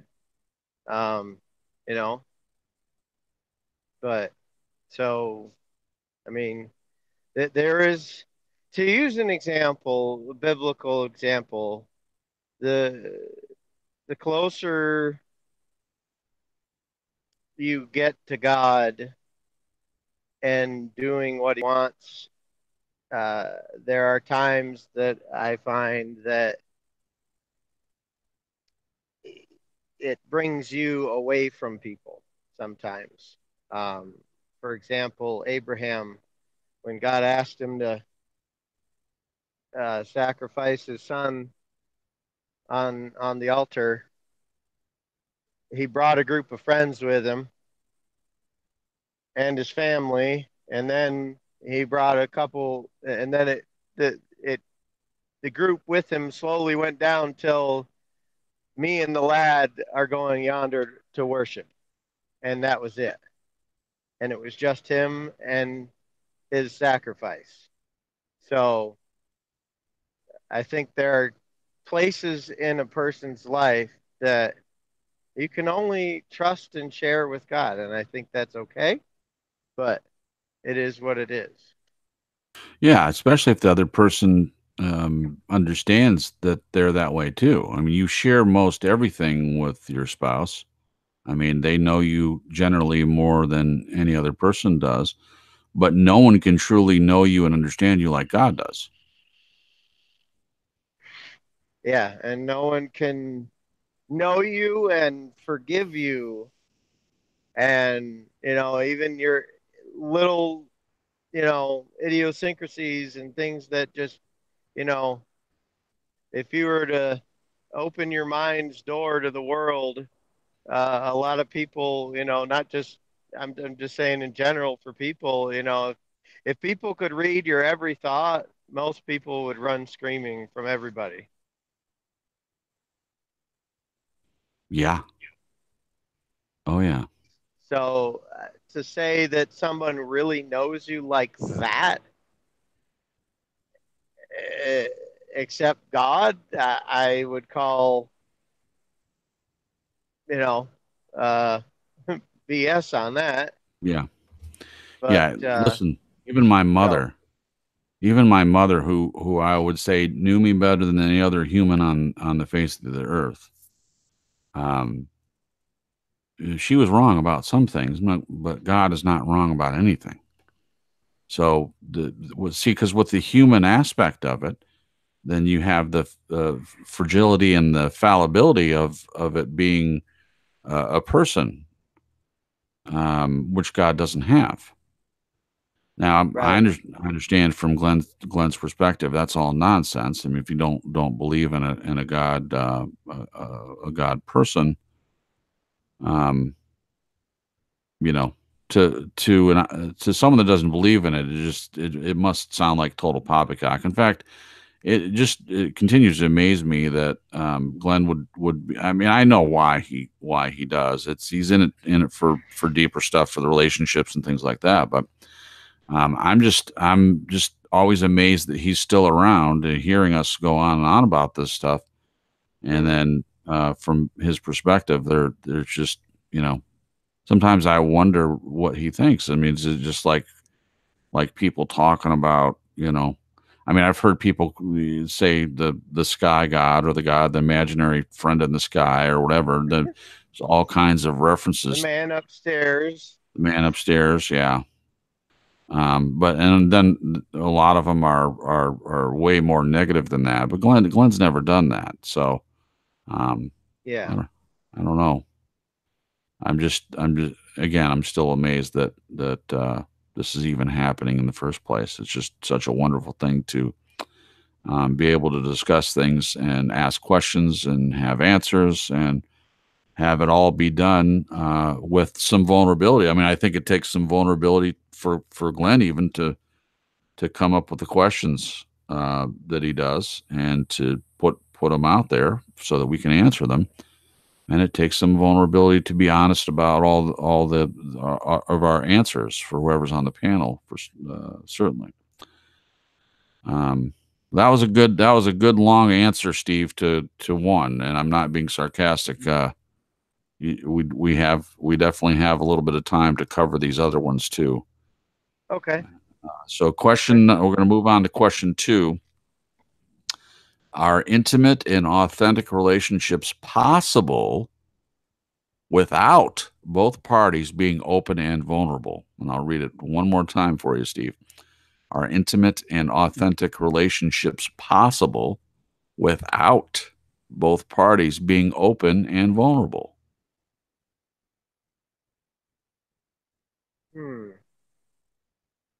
No. Mm, Um, uh, into me see. what? Classic, easy definition of intimacy. Oh, Into me see. okay. It's, a play on how you pronounce intimacy. Right. So when you say it into me see fast, it sounds like intimacy. Yeah. Yeah. Intimacy. Uh-huh. Yeah, I catch it I though. think, yeah. That Yeah. didn't go by me. Well, yeah, if I hadn't prepped you for it though, you wouldn't have heard the distinction. But because you were listening for it, you could hear it. So, um it's just it's this any relationship with the deeper level the deeper the level of vulnerability and being able to know each other on deeper levels on levels that nobody else knows you, no matter what kind of relationship it is, the more you know about someone internally, the more intimate the relationship is, whether it's friendship or marriage or family. Um, you know, I don't like fake uh, relationships. Amen. It's cool to have, like I can do uh, the acquaintance thing, no problem. But to actually have a meaningful relationship with somebody takes time, takes effort, takes being willing to, share life. And I think that takes a certain level of, and depending on what kind of relationship you want, if you want a true friend, it's hard to find someone that's going to be a true friend without both sides sharing their ups and their downs, their struggles, their highlights, their pain, their joy. I think all of that is important, and you can have acquaintance style relationships and have no real depth to them, and those kind of people will never really be there for you. You can have that at the bar, you can have that out, you know at college, or at the movies, or whatever you want to do. But to actually develop a deep relationship with someone takes generally one-on-one time. Um, so yeah, I think that covers that. Yeah, you covered it very well, and I think you're absolutely right. First of all, you're in good company here because Jen busted in and said what she said, but I agree completely with the idea of no fakes. I mean, honestly, I'm at the point now where I just don't have the time for it at all. I will go through anything with the person that's trying, even if it's a struggle, even if there's conflict, even if we don't see eye to eye. I will do whatever is necessary to work on a relationship with someone that's like that. But if there's fakeness, plasticity, I don't have a tolerance for it at all. I have a very, very, very low tolerance for it. I just, like I said, I have energy to put into a relationship where I know that someone's being equally authentic, and in the relationship with me. And Yeah, here's the thing. I can give a perfect example. Please do. Okay, in the words of Tyler Perry from, I forget, the play, uh, Medea Goes to Prison.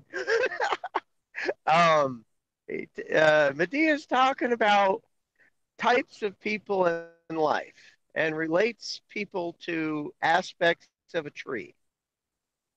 And you have leaves on a tree, and those leaves are there for the season on the tree. They come and they go. And then you have branches. And branches are good, but these kind of people are there, but you give them a little bit of weight to handle from you. But if you start going out just a little bit too far out on that branch, the branch will break and they'll fail you. And then you have your roots on your tree. And roots are the kind of people that stay in your life for the rest of your life. They don't go, they're stable, they'll stand by your side, they'll walk with you through the wind and the rain and the seasons. And if you have somebody in your life that's like a branch, and you ask them to change something and they don't change, cut that branch off. And they're not willing to change. And if they're doing something that's hurting you, Cast the it's branch different. off. It's different than you ask somebody to change that's hurting you and they try. That's a branch trying to be something more. Yes. that's the kind that you want to keep around Right. and develop a relationship with. Exactly. There's an attempt to work. There's a attempt to reciprocate. To respond. If you go to a friend that's plastic and say, "Look, man, I've really been feeling this for a while, and I didn't know how to tell you, but," and you just basically tell them, I feel like you're being disingenuous, and they say, yeah, yeah, totally. I don't care about anything you say. I mean, that's there. I doubt that would happen. I don't think anyone that's a fake person would be so open and honest about being a fake. It stands to reason that if you're hanging around with someone that's not a fake, and they would not be around you in the first place if they didn't have any desire to be a friend of yours. So, but yeah, your fakers generally won't even tell you that they'll be like, yeah. "Oh, okay, I'm sorry, man," and then go about and continue doing it. Well, here's how it ties into what we're talking about, Steve. I know you weren't here at the beginning, but this happened to Okay. Matthias this week, where he had a listener, Talking Doctrine's been part of the show for a number of months, I believe, or it might have even been over a year. That came to him this week, and I guess sent him an email basically saying that the person didn't believe what Matthias believes, and they haven't been listening really, I don't think, to the show, or they have something else in mind. But after all this time and leaving the fellowship because of Matthias's beliefs. Well, his beliefs have been laid out there. In my opinion, he is very open about what he believes. It's not hidden. Most people that listen to the show can get a good idea. But here's my thing: if you're going to do that, if you have questions, ask the person. If you want to know what someone believes, if you're hearing something, you don't jump to conclusions. Just talk to the person about it. That's what I would like. And I think that's part of being authentic. The part that is attractive to me about being authentic and about being vulnerable, I feel more vulnerable around someone that is usually honest with me. In fact, it opens up a place to be more vulnerable if there's honesty there as well. Anyway, so that happened to Matthias just this week. So this is a very timely topic. I don't know the person. Their name's not being mentioned for good reason. It doesn't really matter what the person's name is. It just matters that it's an example for the rest of us of what to look out for. It's not that you put all your defenses up, and I'm sure Matthias isn't going to quit doing anything that he's doing. He's going to keep doing things the same way, because you have someone that every day is talking about doctrine and biblical things and pointing people to the Bible. That's what that whole channel is about. Talking Doctrine is about pointing people to the Bible, and therefore also pointing them to God, not themselves. When we don't point at ourselves and say, "Follow me, listen to me, I know everything there is to know about the Bible," but you say instead, "Go to the Bible," then what's the problem? You can have a disagreement with someone. They're saying go to the Bible, and you say, "Well, I don't like what you think about it." Well, I'm not telling you to listen to me. I'm telling you to go to the Bible. But anyway, my overall point is that this happens all the time, and especially around ministries and things, where people pretend to be part of the fellowship or whatever, and they usually put their little jabs in, their little tiny snippets, just enough stuff where if you were after the fact, you can go back and look maybe, into the chat or whatever, if you had that kind of time to go back and figure out if there was any signs ahead of time. But in my case, generally, some of the people that end up being fake, you don't see the signs right away. Some of them are really, really good at it. You know, sometimes it's honestly a shock. I mean, it was a shock when my wife turned out to be this way, my ex-wife rather. Um, I don't think that I'm stupid. I think that I really, really wanted that relationship to work, and I know that I avoided some flags that were red, thinking that we would be able to work on some of these issues. But I didn't see the person as being fake. And ultimately, there are parts of her that aren't fake. But if a person is after their own interest, there are a lot of things that end up being that way. All right. Great answer to question 2, Steve. We have one more question for you, and then we'll call it a night. I mean, we'll kind of patch everything up. And does personal vulnerability? This is the best one, honestly. Question 2 was really, really good, but question 3 really brings it home where I'm concerned here. Does personal vulnerability lead to an enhanced and more loving relationship with God? Does personal vulnerability lead to an enhanced and more loving relationship with God? You have the floor, Steve. Yes. Yes. Absolutely. You bleeped out there. Say it again. Absa what? Okay. I abso-freaking-lutely. Yeah, there you go. It came through that time. It's very important to get that in there. Okay.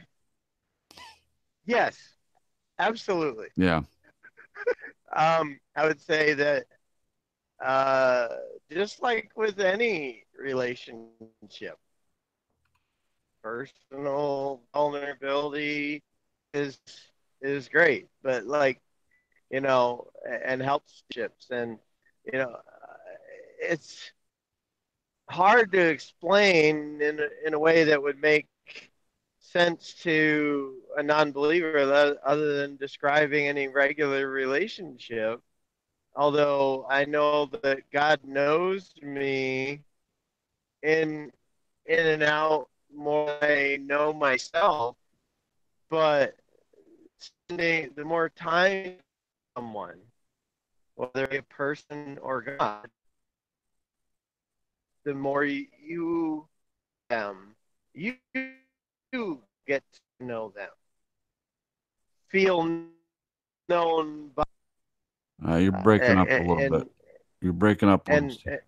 Sorry. Okay. Go ahead. Try it now and finish your thought. Okay. Because you might be driving in a bad area. It's coming in and out. Yeah, it is a bad area. Try to finish your sentence, though. I'm sorry to interrupt to tell you that you're not Okay. coming through, but it's important for the people listening. Oh, so, yeah. Yeah. That's all right. That's all right. So, can you hear me now? I can, yes. Okay. All right. So, the more you get to know someone, and I try. We lost you. I can't hear you. The more you get to know someone, that's as far as I understood.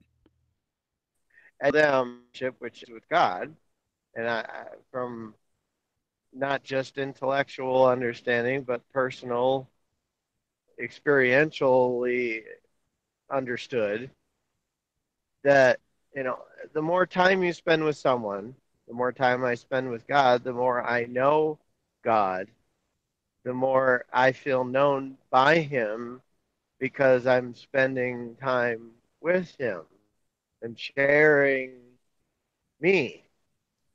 And in the process, I do believe that there is a back and forth going on there. The more time you spend with God and are in communication with God, just as just the same with a person, there's more given to you, I think, as a believer, just as if you were in a relationship with a person. And it was mutually beneficial. The more you put into something,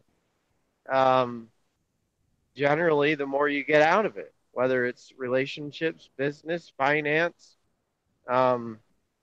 education, etc. The more you put into something, the more you get back. And I think that is even more so true with God. You can be a believer that doesn't really fellowship much with God and still be a believer and still have patience. But Yeah, you're roboting again. I love what you're saying. You're saying that you can be a believer, but not have a closer walk or a close relationship with God. for And me, sorry. try again, Steve. Okay. So I just, I'm trying to explain it in a way that makes sense as far as regular relationships are concerned. Oh, sure. Um, Sure. To make it make sense that, as I spend time with God, because God is perfect, God isn't going to just, you know, leave me hanging on the other side. He's going Yes. to put back into me just That as much as if I'm in a healthy relationship with someone, you know, the time I put in, if they put in the same time, it will develop and grow. And just as much with any regular relationship, if I don't spend time with a person or with God, there's stagnation. There's a feeling of disconnection. I say that with the emotional and you know ideas behind that, not the spiritual connection that will always be there for a believer, but the emotional, the feeling of being close with God and communing with God um, just isn't there if you're not taking the time to Yeah, develop and deepen that relationship. Just like absolutely. with any other relationship, whether it's people, work, finances, education, um, sports, whatever it is, the more time you put into something, the more you get back from it. Yeah.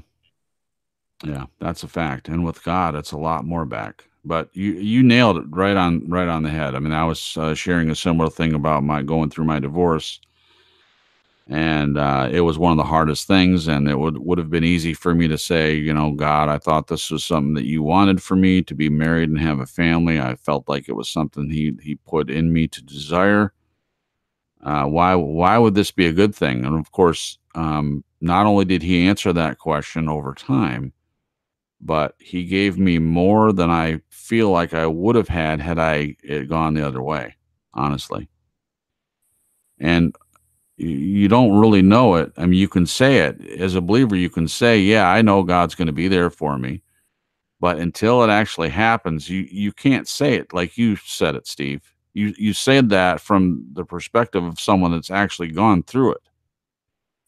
You know what I'm saying? I mean, I'm not saying anyone that is better than anyone else that's never gone through a trauma where they realize that God's there for them. I'm just saying that you have to go through it in order to experience it. And once you experience it, you have your proof.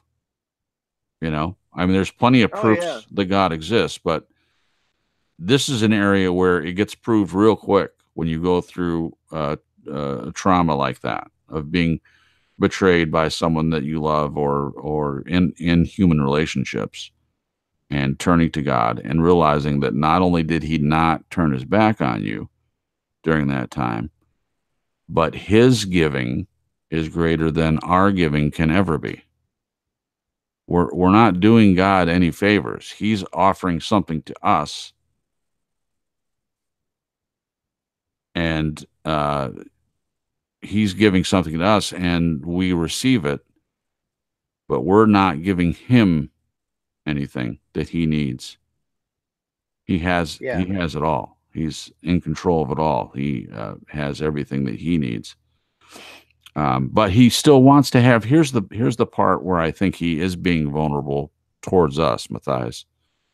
Matthias mentioned this earlier. I'm seeing it from a different perspective. By God even offering us reconciliation in the first place. I mean, biblically speaking, he is making us new. At least in as far as the story from Israel, Israel is represented as a harlot, honestly. But the storyline is that he is seeing us in the end. He is seeing us as a virgin bride. And that I think that's true about all of us, all people that turn to him. He sees us as a virgin bride and not as a harlot like he did before. So his vulnerability to even be in a relationship with us is a vulnerability. It doesn't affect him, not a vulnerability, and he's laying his neck out for us to stab at. Not at all. Vulnerable in terms of he is not setting up defensive boundaries against us. He is opening to us, being open to us in a vulnerable position. Just another way to look at it, though. That's the beauty of having shows like this and having discussions, is that you can have different views of the same question. That's something that we like here on TSL. Great stuff, Steve. I appreciate your answer. And I'm just looking a little bit in the chat. Becky, Mike will have to come on at another time when he. I'm glad he's here, but he comes into the tail end of the show, and I for one have an early day in the morning, so I'm not going to go too late, and we have some business to take care of. Mike, you can come on the show anytime, buddy. I'd love you to come on the show. Just come in a little bit earlier. I mean, even during the second hour is fine, but no problem with you coming on the show. Just come in a little bit early next time. We'll definitely have you on. I just saw that in the chat room. They're talking about it. So Becky K in Australia, Mike will come on the show next week if he's available, and he works too sometimes. Oh no, you didn't do anything wrong, buddy. I just saw them wanting you to come on tonight, and I'm just letting you know we're not going to be on that long. I have to send you the link and stuff. So next week, just come on a little bit early if you get off work in time and are able to come on. No problem with you being on the panel, buddy. But you didn't do anything wrong. No problem whatsoever. All right. So before we say goodbyes and everything, Matthias, I'm going to go through this thing real quick. And then what I would like you to do is talk about your schedule. Steve, you unmuted. Do you have something you wanted to add real quick? Yeah, just a couple thoughts I had while you were talking, if that's all right. Oh, yeah, it's fine. Go ahead. Sure. Okay. One was in my little recount of that Medea thing, that with what you were saying about how God, proves himself in struggles, and you were talking about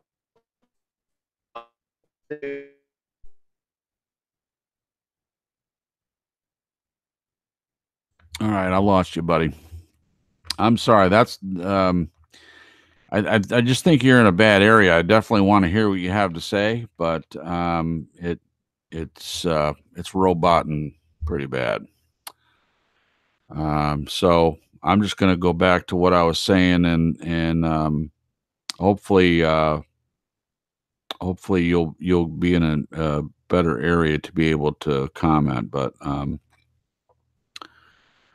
so what I want to do, Matthias, is just give everyone a brief schedule for this upcoming week of what shows you have coming out. I mean, I'm sure a lot of people already know the schedule, but I like to have it on here, and also for people that are viewing this after the fact. If you're there, Matthias, go ahead and lay out the schedule for this week.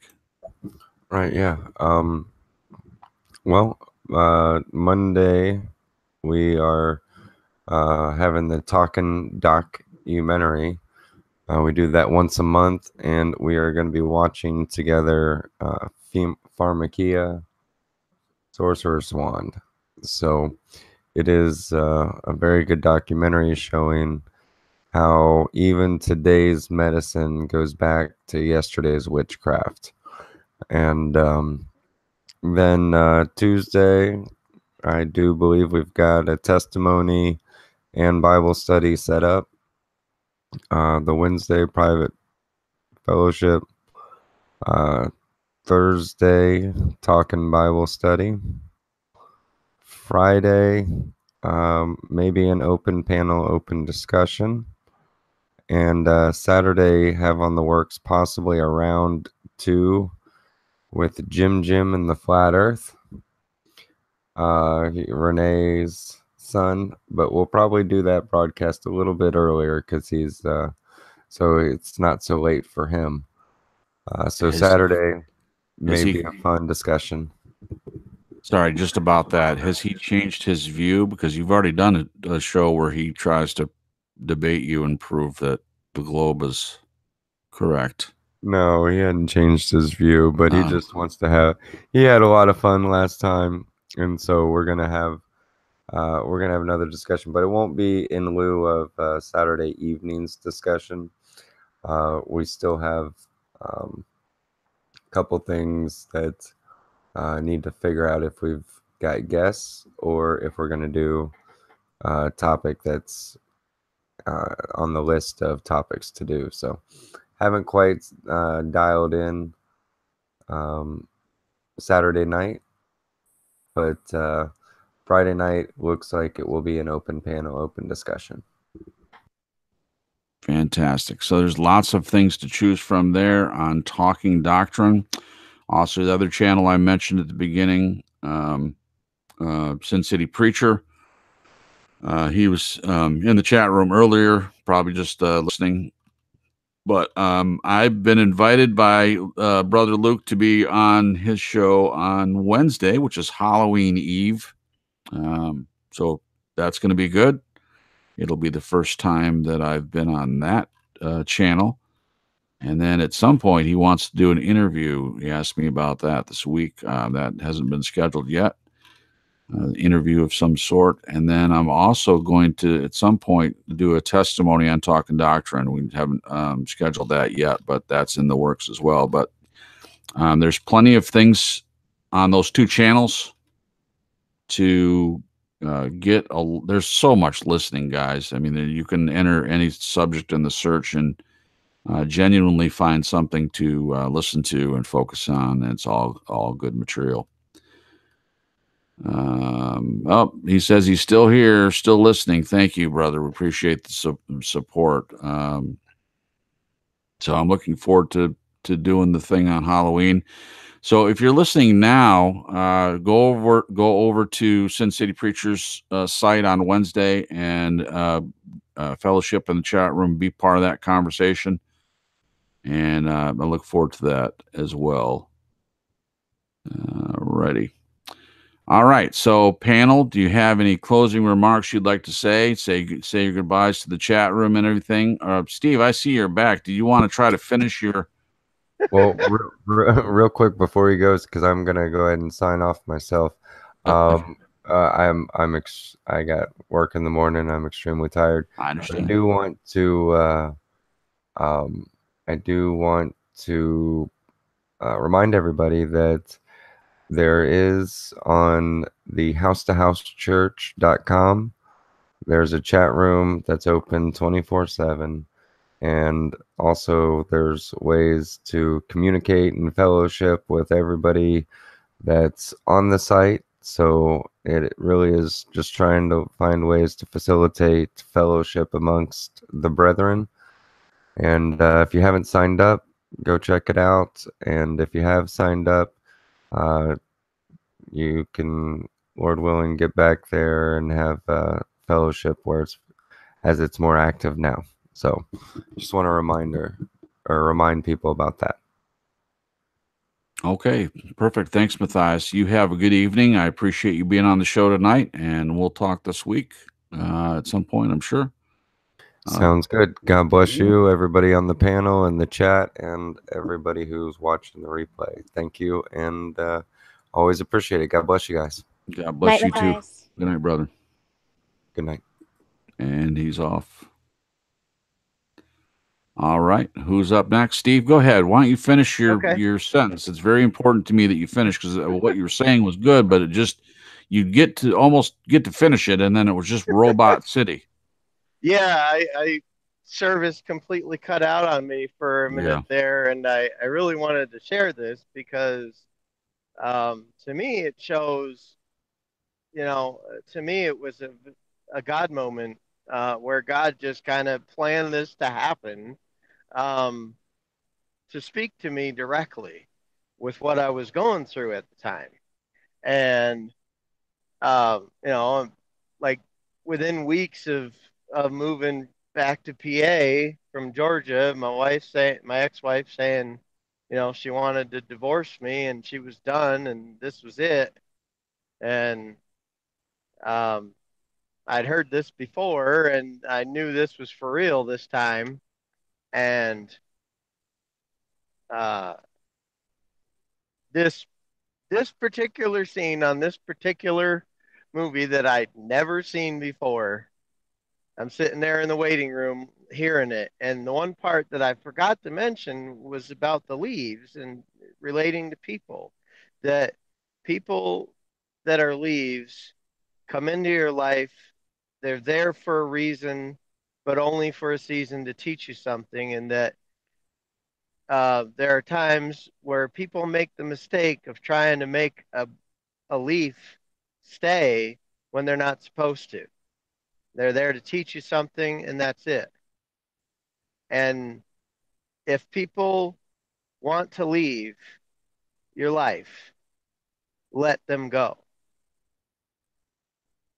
It was the most profound 5 minutes I'd ever, it was like, wow. I'm still trying to wrestle with all of this stuff. And here's this particular clip at the very time I'm sitting in this little waiting room. I never would think that, a waiting room for a blood plasma donation place would be playing any kind of Christian anything, and here's this 5 minutes that was exactly what I needed to hear. And I truly believe it was from God. And, my ex-wife didn't want to stay in my life. Let him go. And there's scripture behind that I can put behind that. But, that was to me a moment where God stepped in my struggle and calmed the storms in me. And you were talking about God being vulnerable. I'd like to just read this real quick. It's at the beginning of a song by Wolves at the Gate, but it says, "What kind of love is this, friends? What kind of love is that is so big, so without bounds, that he would come, he would want to do so much to rescue people who wanted nothing to do with him, who fought him even when he came to cleave us from hell? What kind of love is it that sees us in our filth, comes to rescue us, sees us resist that rescue, but continues to rescue us anyway? What foolishness is this, that he would come offer us rescue and we would say no? Why? What are we gaining by our resistance?" And to me, um, it, God coming to rescue us with people that would resist that rescue makes God being vulnerable by the rescue. Just like a lifeguard puts his own life on the line to rescue someone. Because depending on how the person who's drowning reacts to being rescued, that drowning person could actually cause the lifeguard to drown as well. And I love the last part of this. Oh, how glorious he is that he would see us like that he would see me like that and still didn't give up. That's beautiful. Absolutely beautiful. Steve, I'm glad that you were able to call back in and you could actually finish hearing that, and it didn't robot one time when you got reconnected. That is that. First of all, the message about the leaves, that is very true about life. And if you have that aspect of it, and you look at people like that, it makes it way easier to understand that some people are meant to be in your life for a season, and other people are meant maybe to go a little bit longer than that.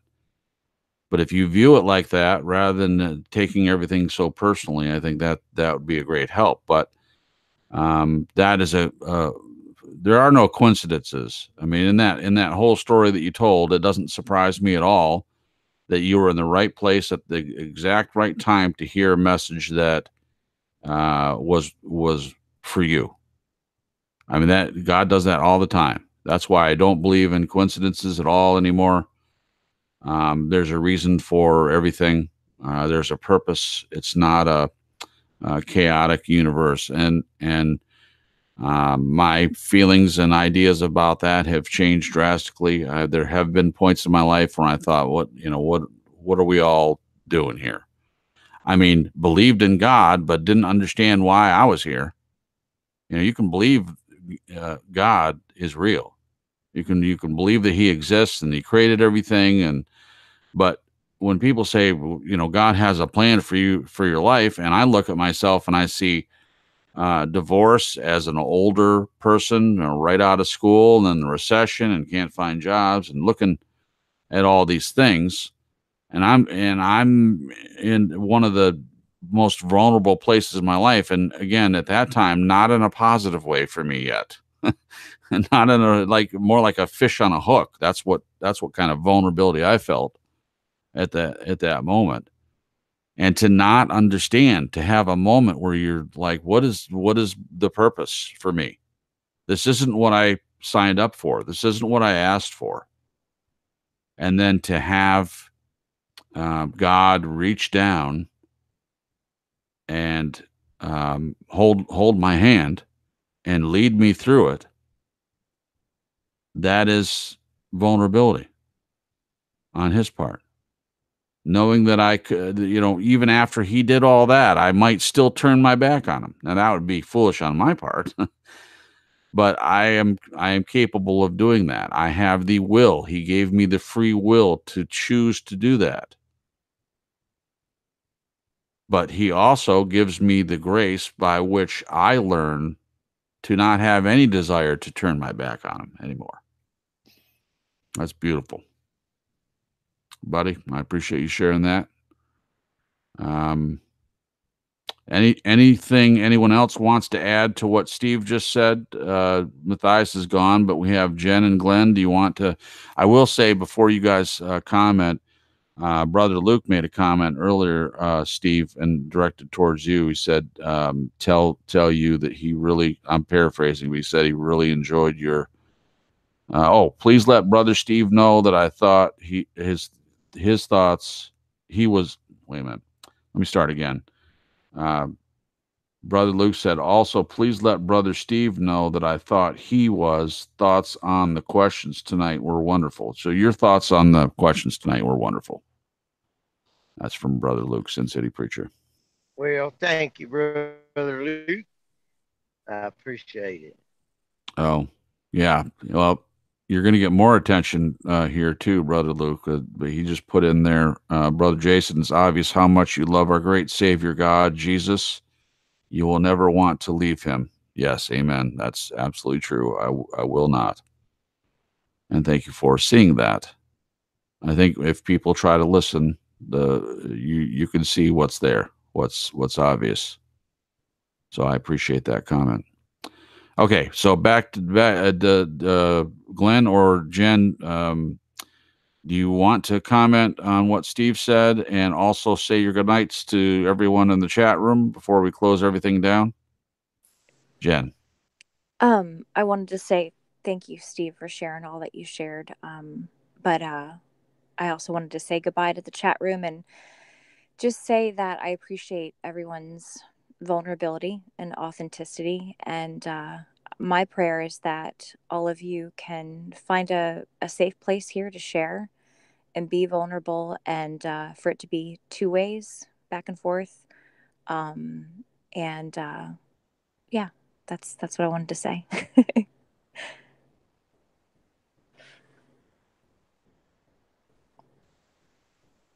Hello? Yeah, sorry. Oh. Yeah, I was looking at the chat room real quick, and then my screen minimized. I didn't mean for it to do it, so I had to pull it back up in order to get it off of mute again. So Sorry about that. That's okay. Go ahead, Glenn. I'm going to stick with Jen on this one. Exactly what you said, Jen. But a special mention to Becky Kay. Aussies have got to keep together. So we'll see you next week, Becky. Bye. Okay, great.